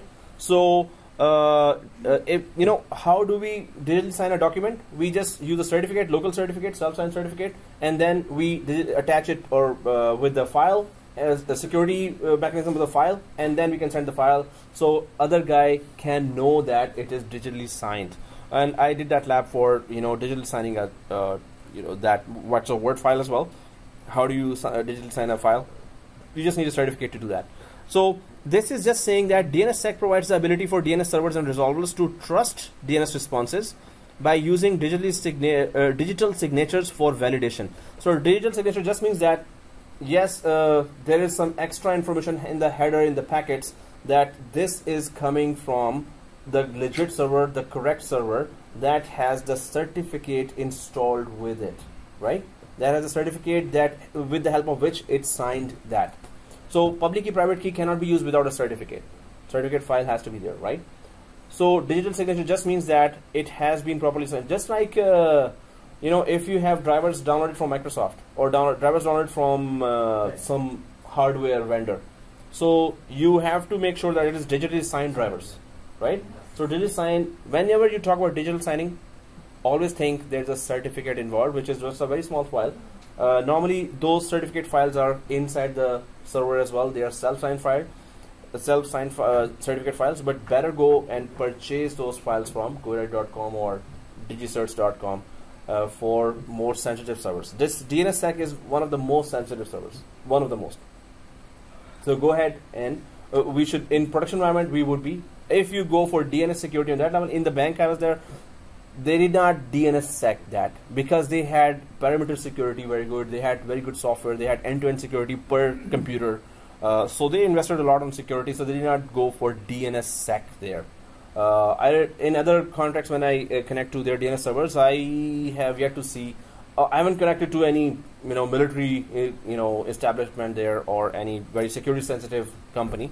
Maybe they may be using that. So once we do that lab, you will see that how does it really look like. And I would recommend that go for YouTube videos, go for some technet.com documentation for if you really want to go in depth with DNSSEC. So, okay guys, digital signature just means that it is coming from the correct DNS server. And it is using a certificate to sign that communication. Yes, I am resolving your name. And there is a stamp, hey, I am the correct guy who's resolving your name. I'm the correct DNS server who's resolving your name resolution request. So, yeah. Yeah, that's correct. So, yep. So how can we make a DNS server validate a client? Validate? Yeah. So DNSSEC is about making the client trust specific DNS server. What about vice versa? How can we make this DNS server respond to a specific client? So make sure that this client is genuine, not a malicious one. Actually, DNSSEC is about just the server security. Okay, then how can we? So, if the client is joined to the domain, first of all, and if the client has its in preferred DNS, the IP of the only DNS we have, so the client side is going to communicate only to this DNS server. So, client could be thousands and thousands of, there could be 50,000 clients, right? So we cannot, I haven't seen that the company would have put certificates on each client to confirm that clients are also secure. So normally the server has to be secure. So server will not care that the client is secure or not. Client is joined to the domain, client has end-to-end security, third-party software installed, and it has the correct preferred DNS. That's all we need, because 50,000 clients, if you put certificate. With the client? No, so I haven't seen the local certificate. This is a lab coming in next course, certificate services, where actually we're going to deploy certificates on our local clients here. So in large companies, I haven't seen that happening because that's a lot of processing over the network. You're creating a lot of traffic there. Put a firewall on the gateway. Put a firewall on the gateway. Yeah, certificate. Sorry? Put a firewall on the gateway. That's what companies are going. Perimeter network has to be very secure. So we don't have to put security measures on each and every client. Maybe there are 10,000 clients. You put a certificate, it has to, in order to encrypt every data, it has to use a lot of RAM, lot of processor. Encrypt, and then when data reaches the other client, it has to use a lot of RAM and processor just to decrypt the data. If the data is also terabytes of data, and then it is being encrypted first, then it is sent over the network, then it is being decrypted. That's a lot of processing. So they would not want. Rather than Yeah. So main door, if the security is there and you have cameras everywhere. So client level security, end-to-end security I've seen where just the disk is encrypted, the whole disk is encrypted, which is very good, and you cannot copy anything outside. As soon as you start copying anything, there's another software that just checks that, encrypt it and then copy, encrypt it and then copy. So we were like, we cannot copy anything outside of our computer, from USB, from email, so pretty secure. So that's DNSSEC is just for server-side security, right? So next, oh, okay. Abu Bakr is bored, guys. So it's like Sabah is saying, whip him. No, he didn't say that. I made it up. Yeah. Okay. Next. So that hurt my all-time collective fee. All time. That's even better. I was just going for collective. This is all time. Previously and all. Woo. This is like, wow. The universal collective fee. Okay, guys. So let's let's close our eyes and next finish. No. So say, are we on this page? Right. So we're on this page. I just want you to see that how does it look like when it has secured every A record, and what it has secured, encrypted every A record. We have like 5 or 4 A records there, right? Name and IP, name and IP, name and IP, and MX record. So you will see that it's going to have so much encrypted information across the whole DNS page where you were seeing just 5 or 6 records. It's going to have huge information there. So then that's why I'm saying that you can write a book on this process only. How does it go there? So customize zone signing parameters. So your zone, what is your zone? biryani-tasty.local is your zone name. You're signing the whole zone that you're saying that, hey, this is the legit, this is the correct server that you will be sending your name resolution requests to, right? So you're signing your zone now. And zone signing normally requires, whenever you talk about signing, it's always a certificate that you require, right? So anyway, customize zone signing parameters signs the zone with a new set of zone signing parameters. But let's just keep it to the how to sign the zone. We're just going to keep it like that and click next. And then there is a KSK, which is key signing key.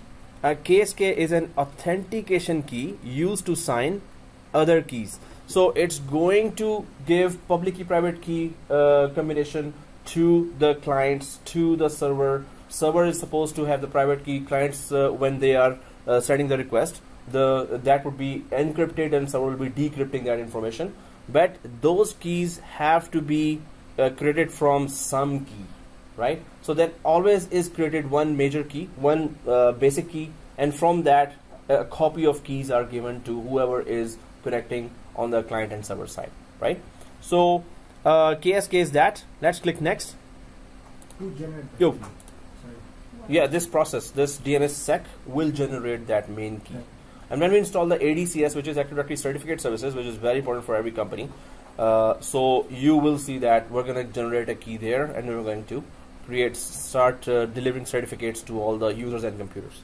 And this key will be the only the authority within the zone, Exactly. not the outside the zone. And this is for the zone, and it is example like when you create a domain administrator account, first time you create a forest, you have that one password for domain administrator.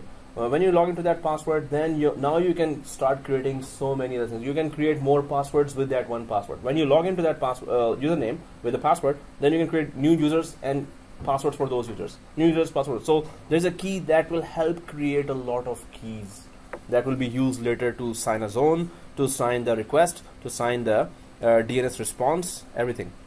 Sabah has a different name for this key. My Ferrari. Ferrari key. Whoa, man, that's a good one. Golden key. What's that? Golden. You know the golden key. Golden key. Golden key for the city. Golden key for the city. It's on Oh, The city. it's in The Simpsons. Okay, next. The Simpsons. Oh, Okay. They give it as a gift. wow. I have no idea what you guys are talking about, but I wow. like Sims, So, Yeah, man, Simpson is great. That's what There's Simpson. American Dad as well. Yeah, Netflix. Oh, okay. So let's click next, guys. Next. Okay, so yeah, we're kind of losing it. So This is not Yes. How about to finish like that? yeah, so key signing key. We're gonna lose it. Forget one of We already lost it. Okay, so that's the correct one, right? So key signing key. Well, it's all No, wrong. security topic in any class. Whenever we started that, within 5 to 10 minutes, we're like, okay, oh, well, good message. Yeah, WhatsApp. Oh, I'm gonna, teach you a lesson. Sir, yeah, it's a key, some key. Yeah. Oh, good. Okay, so it's like that. So anyway, yeah. So yeah, like it's so much distracting. It's flying by us. Especially poor guys like us. No, even rich guys also don't understand. Yeah. Who doesn't have a nap for 1.5 hours? Ooh, I don't know who had that. Oh, me. So click add the nap. Yeah, I just like that, right? And, it just It comes to you. it comes it's automatically. Yes, Yeah. done by passive, yes. So that's click add, new key signing key. Just click add and press OK. What the? So what we're doing here is, because I just want to drag everyone towards the end of this, step-by-step lab. So click add here. What are we doing? Configure one or more KSKs. Again, KSK is just like a. Score. Oh, now I understand that we were focusing where. So, Brazil scores. all right. Woo. Click add here, guys. What's the big deal? Click add. Saudi and first match. Saudi? Sorry. Yeah. Key. You agree? Their Saudis are losing, right? No, it's on the 16th, the match, the first match. Oh, Saudi 16. versus, somebody. Oh, it's a World Cup Yeah. qualifying. Okay, so guys, here RSA and SHA and key length bits. Select a key storage provider to generate. This is the same terminology you're going to be going for in the next course for certificate services. We can go in depth in that. What are those, right? But these are just cryptographic algorithm. That's a lot. Shaw 4,000. SHA and RSA. RSA, SHA 256. We're going to be going, for a little more detail, and even that detail will be so boring that you'll be like, okay, yeah, where's the WhatsApp? So, but anyway, key length to 2048 and select a key storage provider that stores the key. Yeah, I'm just going to forward that, or you can just press the button. I'll start doing that. Forward button. So, okay. Anyway, so when you press click add, so it's going to create a key, right? So press OK there. What about the Generate new signing keys here. Pre-generated. Key properties. The second document goes up. Yeah. This up. Regenerated key. Oh, that's, see, you can see that what a complicated key it has created, right? So it's just 0000, but it's not going to show that. Generate new signing keys or pre-generated, this one. So if you already have a certificate with which you have created a key already, suppose you DNSSEC, this is the second server that you're going for DNSSEC, and the first server is already configured with DNSSEC. You can use that first server's key to create that KSK, right? So, well, we're just going to press OK on the first server here, and it's going to have its security configurations already, the default configurations. We're going to go for that, how secure the key should be, and press OK. And click next. No, replication is disabled right now because it's we have to configure DNSSEC in the other server to have that replication. Normally, if it is secondary zone, it's gonna get that after we have finished this wizard. Then, okay, guys. There's a coffee there. Wow. The key length means Oh. the letter. So alphanumeric. Suppose there's 2,000 characters. Alphanumeric 1, 2, 3, X, Y, Z, and 3, 4, 8, 9. Is that So complex? it's yeah. So it's that 2,000 letters. You want a 4,000 letter key. This will be more difficult to crack. More difficult to even, or more, it will take more time to even decrypt when you have a very long key there. So 4,000 letter key or 1,000 or 2,000. So it's again processing and processor and that memory will be used more to decrypt it, encrypt and decrypt. So the higher security, you must have very good high-end servers then to have higher security configured for encryption and decryption. So click next. And zone signing key, there is a KSK and then there's a ZSK. So a ZSK is an authentication key used to sign the zone data, right? So that's what is the zone data? Zone data, whatever data is within the... Which is A records. All kinds of resource records we create there is a zone data, right? So it's just going to sign all the data, and you're going to see how it shows that signing there. It's going to be a messy page. You're going to see that. Anyway, so first KSK is the basic key, then the ZSK is for zone signing. Each record will be signed. Hey, this is a correct A record, this is a correct A record, this is a correct A record. So if you want me to resolve this name client, then I'm going to resolve this, and you can trust me that it is the correct record. And what's going on this side, eh? Lots of noises. Lots of noise. Somebody is really interested in the topic. Okay, so oh no, there's a Japanese technology called mute. Yeah, yeah, and yeah, let's come back, guys.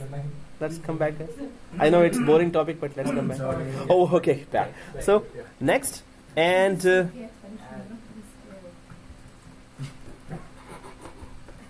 so this screen is looking like this because I'm shivering now. Okay, so here zone signing key ZSK. It's also going to how strong that key has to be. So click add, and cryptographic algorithm and key length 1024. Select key storage, and then okay, yeah. So press OK here. It is that strong. It's just imagine it's very, very strong, right? Just like when you do that, it's the muscles are 15 inch. Okay, just kidding. So let's go next. So then NSEC. Yeah, it sucks, I know. So NSEC. So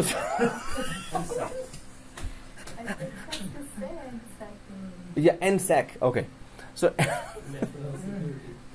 advisor. So next secure resource records provide. Yeah. Advisor. They are about to fire all the. Trump will be the only one there. National security should watch it. You got nothing. Exactly. It's NSA. Oh, that's a program in Netflix. It's a funny program, right? Series. Okay, guys. So we were talking about NSEC and NSEC 3. Resource records provide authenticated denial of existence.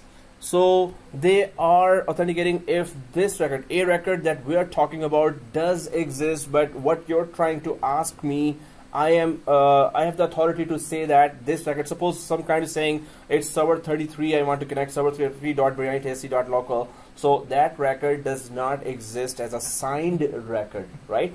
So if it's not a signed record, we're going to say, so you can trust me, client, that I'm saying with the DNS security that because this record is not signed, I know that this server does not exist here. So it's all about the DNS server is saying that which are the signed records and which are not signed records there. Resource records. So a record for any printer, suppose that printer does not exist now, the client wants to connect to that, it will authoritatively say that it doesn't exist, so go back and ask me something else to name resolute. Do you know the error number of that response? Oh, there are many error numbers there. For this one? No. So the common ones we used to know when we were doing it every day, resolving tickets on level 3, level 2. So, but after that, we forgot. Otherwise, just go for, once you configure that and you try to do a name resolution, try to connect by name to any server, then start seeing that event logs there in the DNS, right? In the DNS server, just go to event log. So, and just Control F and check that if there is any error somewhere. Is there any name resolution error, right? So, and is this the key is only for a servers, right? It is for the server. It is for securing server. It is for telling clients that, hey, we are authority now, and it is a signed, digitally signed resource records are there. And what you're asking is we don't have that, so trust us. We're the authority. We're telling you it's not there. So client, you will have a peace of mind that, okay, it's a DNSSEC secured DNS server. So this means we can trust it fully. Okay, and whatever the security we are generating here, is it only for the server? Yes, it is for the server, DNS server. DNS. Suppose there are 100,000 clients there. Yes. So the requests are coming to 30 servers, 30 DNS servers. So you can secure a server because hackers will be attacking the server. Hackers will be putting their own impersonated server, right? So that's why you have to secure server. It is for the server, the security, right? So client requests will come from thousands of clients, right? And if the 1,000 or the 5,000 or 500 of the users want to use that server, so these how can they communicate? How they can communicate and how they can access the data through this server. Through the server, yes. No, so on the client side, they will work as usual. So this is example again. If we install Active Directory certificate services, that's the next course. That's the fourth time I'm giving a reference because it's the same topic, right? Mm-hmm. So when you implement certificate encryption in an environment, so one day before that there was no certificate encryption. So a user A was emailing user B, they can email easily. They don't know that there's encryption. Once you implement and you invest a lot on those servers and you implement a new latest security and it's every email is now going to be encrypted, user A will start an email, hey, how are you? Send an email, it'll go to user B and user B will just see the email and it will open. So users will not know that the encryption has been implemented in the background now, right? So administrators know that now a network is more secure. So it means that all the users have all the information in that server, which is communicate. Yeah, so all the A records will be secure with DNSSEC, but in terms of user, they will connect to any server just like they used to connect before. They will keep on connecting. There will be no difference of doing the same task again and again, right? So when the DNSSEC is implemented, after that it will still be, same task. The name registration request will come here. It will be just digitally signed. So when would you want to see that? Auditors can see that in the log files. Oh, it's a digital signed certificate. So this is good. End users, they have no idea what's going on. For them, it's just usual tasks that they do every day. Even after you implement that, it's not going to affect their daily working, right? So they will never know. They will just keep on connecting them. When you have a house, you don't want to secure every single room, right? You just want to make sure that you secure the main door of the house. No, I would want to secure that where I have a lot of money. Just kidding. So yeah, Sure, but yeah. definitely. But we, some companies do go for Yeah, the client certificate. client certificates as well, and we're gonna try to learn that. Yeah. And what about if we access through the VPN then? VPN is a secure tunnel, right? So Definitely. all the security protocols have to, because now you're connecting from an untrusted network to a trusted network, which is your company network trusted. That's right. So you have to have, this is we're talking about internal. This is again, VPN clients can also connect and use this DNS service, but this is for your whole environment. DNS will be used for outside as well as inside. It's the same DNS that will be used. So it will be useful for everyone, yeah? I would need the process to protect the clients. Not just So ultimately, who are protecting? Who are being protected? Clients. Clients. the network. The network and the clients. Again, the Not example. server. Yeah. No, it's implemented on the server itself. It's protecting the records. It's digitally signing all the record now. You're going to see that each record, there will be a copy of that, which is totally encrypted copy. So it will be digitally signing all the records. Yes, now I authorize this is our record. This is the correct record we have right now. So ultimately, who gets the security? Client. How? By knowing the genuinity of this server. Exactly. So we implement it on server. The clients. So yeah, it's the way we see that. It's the way Microsoft tells us that administrator side, we are enabling the server security, but ultimately, of course, you're right, the clients get that security, they enjoy that security, they get that assurity. This is not a hacker server. This is a general server. Definitely. Yep. So, okay guys, here again, authenticated denial of existence, we talked about that. So let's click next. Trust anchors, configure distribution of trust anchors and rollover keys. Enable the distribution of trust anchors for this zone. If there's also a domain controller, trust anchors for this zone will be distributed to all other DNS servers running on domain controllers in the forest.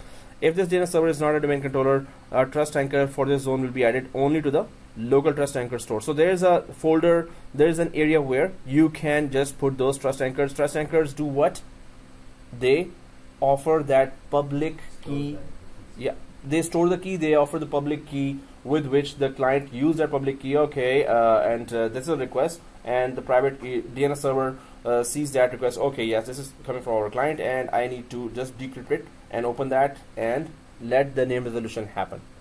So this is, you know, but I would really read a book before. If my boss says, hey, implement this in our 2000 users or client environment, so I would go for, whoa boss, can you give me like a couple of weeks? I need to really be confident on that if troubleshooting or disaster happens, so configuring it next is finished, done, right? But if disaster strikes, or you know, the DNS goes down, when it comes back, will it have the same records? How will the replication works? So definitely I would take some time to go ahead and read that. So click next without clicking anything else. Signing and polling parameters, configure values of DNSSEC signing and polling. Again, polling just happens that, okay, which zone is responsible for what key. So DS record generation algorithm. So these are just in-depth security, you know, configurations that we could talk, but that's gonna take, again, go read a book, right? Better, I would just say that, and click next. Hey, more than one book. Yeah. So see the summary here. You have successfully configured the following parameters to sign the zone, but we're gonna create a signing the zone. So right? The key only lasts 168 hours? Yeah, 168 hours. Then it will just create or change the key. Now we have a key on it. Yeah. Click finish. What is the rollover frequency? Where did you see that? Like below the key variability. It says rollover speed, enable the rollover frequency. It is about the TTL, right? Oh. So time to live, how long the request, how long the key survives, how long the key survives. So 168 is already given there, but after that, how soon you change that time, how soon the new key comes, and how soon the main key creates the other keys, the key, zone level key. So that means if the hours run out, the key is still the old key or just removed by itself. Yeah, but the main key will still remain the same. The KSK will remain the same. It will just generate a zone level ZSK key separate. So every 168 hours, the key has to change, just right? Yeah, but that will not affect any of the operations of DNS. So the 755 days, will it affect the KSK? No, if it says there, what does it affect there, right? 755 days, if it is just for TTL, so whatever is the initialization request, it will be encrypted and it will stay this much time there, right? In the DNS cache. And this changes, the key changes will not affect any of the server's account, any of the... No. This is about machine connecting to machine. But the machine now are more confident that there is no hacker attack here. This is our DNS server. So it doesn't affect any users. So guys, see this? How messy it is? After refresh, right? So when we refresh... Whoa, okay. So now, in order to understand that, I'll be sending you an ebook. I'm sure you're gonna read that if ever you want to. You're not sleeping, right? And you're like, oh man, I really need to sleep. Oh, that ebook. Okay, encryption. At once you will start. So yeah, exactly. Discussion, YouTube videos. Good. Okay, guys. So see this. Server 20. Yeah, my cheeks are red as well. Now I think he's gonna say something very questionable. So let's just go for. Go ahead. Yeah. You need to go home. Alright guys, so this was this is our DNS, and you can see the lock here now Why is that? because of the encryption or because of the DNSSEC data security implemented for this particular zone. Suppose we had 2 zones, 3 zones here. Like it's not, the lock is not on the 21. It's not on 21 But I don't see the lock. on the other server. So refresh. Is it updated? Yes. No, we create the KSK or the main key here, right? It's not going to just transfer that there. So yeah, you were saying server 20. I'm going to refresh. Adding on to what he was saying, Yeah. he's saying that why doesn't it have a block? So let's refresh on server 21, guys. So it is just a copy. It's a, first of all, it's a read only, right? So you cannot make any changes. You cannot create anything here. It's a mirror of all the information that you see there. Okay. I'm sorry. Yeah. So yeah. I'm sorry. Okay. You broke something, right? You lagged. Oh. Okay. Oh. Ouch. Sir, I'm not able to see the mass in my computer. So server mess. You're actually officially calling it as a terminology. So in the interview you will say, sir, when we configure DNSSEC, it creates a mess. So interview will, what? It creates a mess? What do you mean by mess? Now So- you are hurting Microsoft feelings. Yeah, it's Microsoft and their 90,000 employees' feelings, right? So this configuration, we call it configuration, Yeah, not mess, able to right? see the server 21. You're not able to? Yeah. So your application is not working. Okay, next topic is, yeah, just kidding. Zone I even not changed loaded by the primary before signing the Uh-huh. zone. And I cannot see the Manual, so in I don't know. without Active Directory, I think I right? can. If you install Active Directory DNS, Active DNS, you're gonna see this happening. Without Active Directory, it's a trick. It's gonna be tricky. We did that last time. I'm saying that, but you won't be able to do that easily. Yeah, there are limitations. One is the limitation that it cannot, all records cannot be read and write, right? So you tried that. It's good that we have confidence on it now. That okay, we know that read and write, they don't just by default works, but read and write and read only. They by default they work, right? Yes. Yeah. So, alright guys, here because it is a read only, it's not gonna have that, and there's a mini class going on. So, okay, and Sir, I need your help. He Oh. doesn't want you to continue. Press He F1. wanted it. He wants you to help him out. press F1. You can't get up. yeah, F1.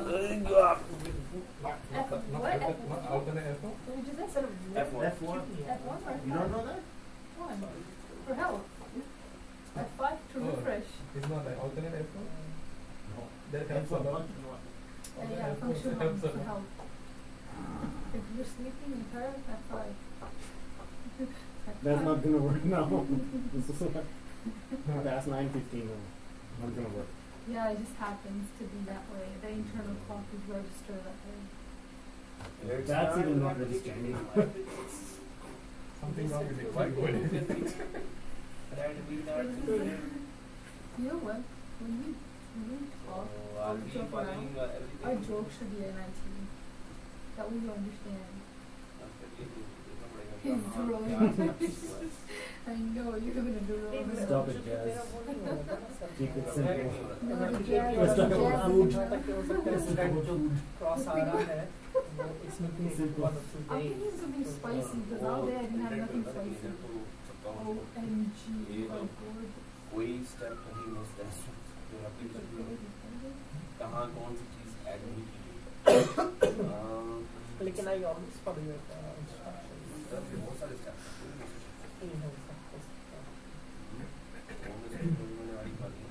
Ji Oh, actually sir मैं आपकी theory में ज़्यादा interested रहता हूँ सो मेरे क्या lab का क्या करना नहीं यार नहीं, ये मैं बेचारे बताता हूँ। मक्खन ये मुझे क्या दे देंगे और मैं इनको क्या दे दूंगा यार Sorry, हम लोग yeah, कॉलेज यूनिवर्सिटी होते तो was that a compliment?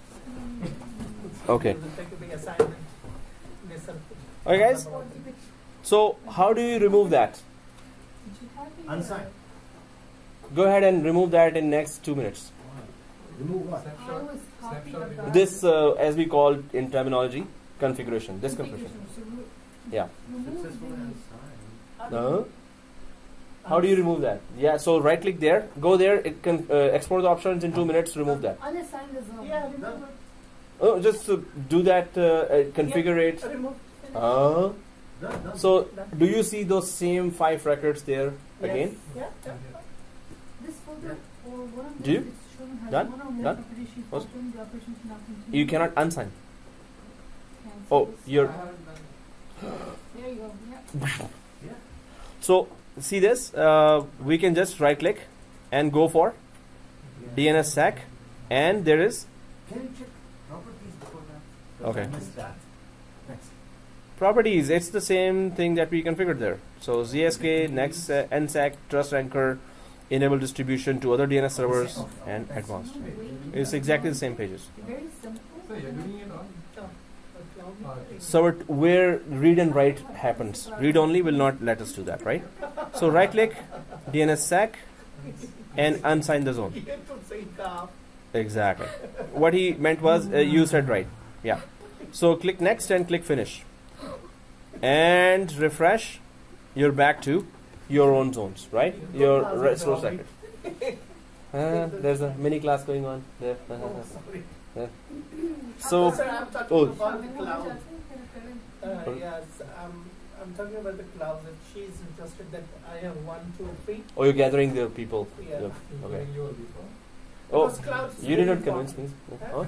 Yeah. Cloud is very, very important. Yeah. Say it already in the It's there. Which one are you talking about? Which Yeah. one is there? On his way to Sydney, he's already on cloud. Amazon. He's in actual cloud. So, We already said one guy. to cloud. So guys, this is related to DNS. And if you go for one more thing here. That you advertise cloud all the time. So we're talking about cloud now.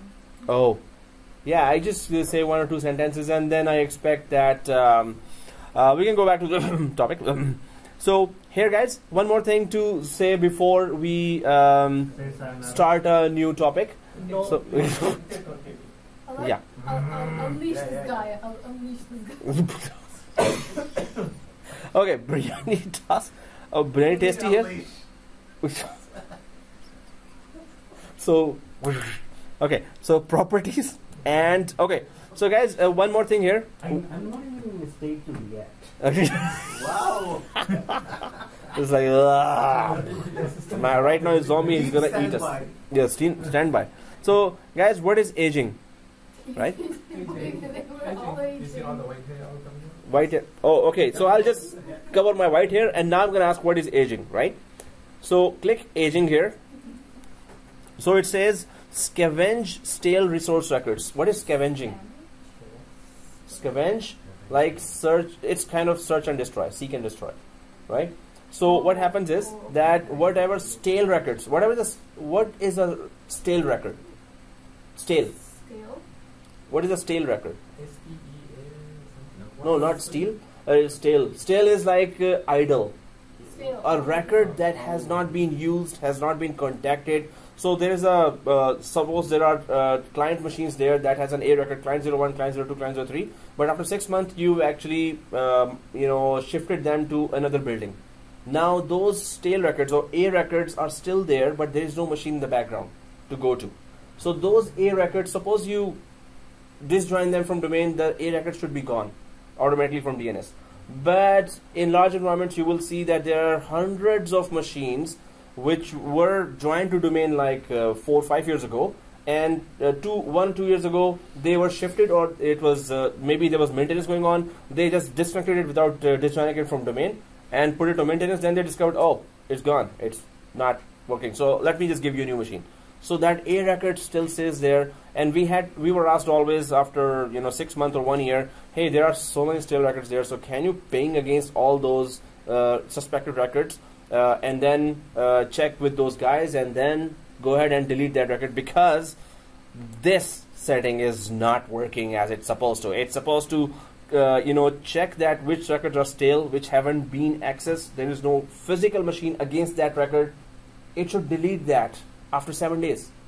It didn't do that. So after 6 months, 1 year, we have like 50, 60, 100, 200 such A records that have no machines in the back. So we have to go there ourselves and delete them right click one by one. What it does is after 7 days, it just hunts and kills.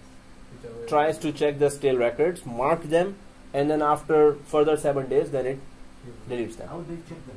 My pinging only? Yeah, so communication, they have not been accessed. TTL was not requested for against those records for a long time. Nobody is accessing those machines. Nothing, no request is coming for those machines from anyone. So they are stale records. Records that have not been contacted, and TTL has not been created against those records. So They are called stale records. So this process requires two things. Constant connection by pinging Yes. the host and checking the previous requests from that. Yes, host as the well? name resolution requests were never made for those, and that's not possible for any virtual machine that, or any machine that when one machine connects to another machine, it has to create a record. When you log into that machine, well, login is not creating that name resolution request, but this machine has not been accessed by any other machine for a long time. It could be that this machine never made a communication. Maybe it's a monitoring machine. Nobody touches that machine. It could be that. In that case, we do confirm that is it really a stale record or is it a false alarm? Maybe it's a legit machine that nobody accessed for 1 year. So we cannot just blindly delete all stale records there. So there's a command for that that tells us, okay, no request was made against server 1, no request was made against client 22 for a long time. This means it's a stale record. Nobody used that. DNS did not have to forward anyone's request for this machine or that machine. So this means we're considering as a stale record. So how can we protect such a kind of host that they don't do anything? Well, majority of the time it's always genuine information that if it's a stale record, it has not been used, it actually does not exist right now. If it has been stale for some time. So stale information is given by a partial commandlet that it has not been used or accessed by, or DNS hasn't give this information to anyone for last 6 months. So we again ping right away and we check the, oh, it's not even pinging. Okay. Maybe it's disconnected. Yeah, it for 6 months. So this means there's an alarm. So if it's 6 months, we will know, okay. So if suppose we delete and it was an actual machine, somebody starts it, so it will not have the record there. They can just join it to domain, or they can just tell us, hey, can you create a name record here for me? Because I cannot. For 6 months, nobody used it. After 6 months, somebody raised the tickets. So we'll just create a name record for that machine and it's going to start working. It's not a big deal that it's going to be kicked out or something. Alright guys, so it does work, but normally it we have seen that it didn't. So we had to use commands or commandlets or scripts to actually get those stale records away from us. Now there is that replication not an Active Directory thing. Type primary, we now know that we can change it to primary zone, secondary zone, or stub zone. So stub zone is just for where you have just small branch, and it's going to intelligently transfer all the name resolution requests to either a nearest secondary zone DNS server or a nearest primary zone DNS server. But it does not have its own file. It does not have its own big database to resolve the local request locally. It's gonna just intelligently forward that request to either a primary zone or a secondary zone. That is called a stub zone. You create stub zone where it's a small branch, not a lot of traffic, so you don't want to create your whole DNS server there, right? You can just put a stub zone. It's gonna forward that request intelligently. When we say intelligent forwarder, what does that mean? Suppose there's a printer in Toronto, and there are other 10 branches as well. So it will, if the user wants to connect to the Toronto printer, it will know that which DNS server will actually directly connect this client to that printer. Instead of, oh, let's ask New York, let's ask Sao Paulo branch, let's ask other Germany branch, right? It's going to directly go to the correct DNS server and it's going to forward that request. So that's why stub zone has certain records that tell us that does the name resolution intelligently. So let's cancel out from here. We can see that primary zone, secondary zone, stub zone can be created there. Again, wins is there. Wins is not used nowadays. It's just for the Windows specific environment. When in production environment, there are wins have been configured for last 15 years, so they keep it configured. But it's not an exam objective, and Microsoft is for some time saying that okay, we're going to discontinue it, but still it is in 2016 as well, right? Because many large organizations still have it configured. So they say, well, why not an extra name resolution there? So other than that, there is start of authority. So what is that serial number? If anyone tells me that, wow, that would be amazing. Without checking Google. Guys, serial number, what is that? Serial number is 14. Okay, so this screen I have opened in server 20. If I go to server 21, see this? If I go to server 21 and go to zone, go to properties, and go to start of authority, SOA. Here it is 13 showing to me. It could be a different number. And if I go back there, it is showing 14 to me.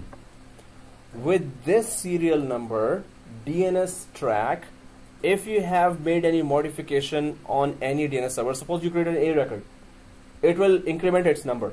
Other DNS server will say, oh, I'm on 13, this is on 14, let's replicate. I need to be on 14. So if you made 5 to 10 changes, it's going to increment that many numbers.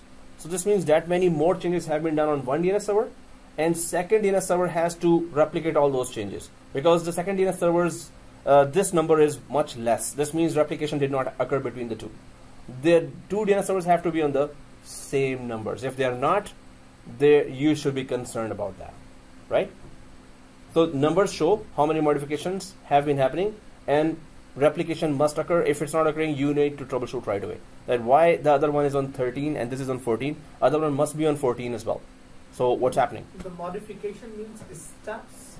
Modification. So we created an A record, we created a MX record, or we just deleted a A record. Any change you did, it increments the number, right? So what is the use for these numbers? What is the use for serial numbers? So serial number just track that this DNS server has done 10 changes. So it is on 20 right now. It has made 10 changes. So it is on number 10 right now. So other is on 0. This means those changes, 10 changes that were done here, have not been replicated to the other DNS server. Because it is on 0, it is on 10. So the other DNS server must be on 10 right away. Why? Because both DNS server must have the same information. So it's just tracking that where modifications happened and did the replication happen or not. So DNS server discovers that, oh, there's 10 there and I'm on 0. So let me request that information. So I could be on 10 as well. Can we, or the admin, can able to find out the number, which number is it? Yes, what is by looking here. So it's this number, 14 number is here, right? No, and if I go, the 14 number means like and here is 13. 1 to 14, right? One number is located. This means what changes? Two yeah. numbers is located. What changes? Yeah, Three numbers exactly. So if we made one change, it should be going up to 15. Suppose we create an A record now. It should increment to 15 now. So the other should also be on 15. If we go there and see it is still on 13, this means they are not talking to each other. There is no replication going on. Let's troubleshoot why the replication is not happening. You understand that? It just tracks replication by one change, one increment number, 14 to 15. One more change, 16. One more change, 17. Right? Sir, आप वो theory पढ़ाएं क्या next week? So yeah, what they are talking about is will you be giving theory or not? No, we don't want to go home. We're just enjoying that. Oh, okay. So, okay, guys. So we just understood that, and there's a mini class going on, right? Yeah, it changes. Sir, 9:30. 9:30. So. Oh my God, we passed 9:31. 9:31. Continue. Oh, there's approval for continue from back, right? So. Yeah, you can stay here for the rest of the night. That's okay. Okay, guys. So this is the last page. So. I have a bunch of questions. Could you kindly continue? Can you email me the questions? Send me a recording You on. guys make me laugh. Honestly, I'm so like. No. Thank you guys for cheering me up. Sir, Okay, so this is like. This is like bazooka. Are you finishing the class or shall I? Okay. No, because DNS is very important, for Of basic. course, next class we can continue. That's it. Thank you very much. Thank you. Go. Everyone, leave. Go. So anyway, we're gonna touch this and then we're gonna go for next topic, Yes, right? finish this and then So okay, guys, Cancel. no big deal. actually cancel. Really I'm amped. so disappointed. And shut down. Otherwise, he will start throwing things at us. He brought tomatoes and eggs today. So he will start throwing. Whoever says no, we want to study. So no, it's 9:30 anyway. Yeah. So it's night. Oh, it's very interesting actually. So that's why you turn on the light and stop the topic. It was so interesting. No, sir. No, 9:35. Yeah, I know. So I'm just. Very interesting. I can tell. Yeah. Yep, my serial number increased. Okay. Serial number. Increase the A record. Good. Try it out. Good. So you tested it. Good. So guys, that's very good to test. And so Nice.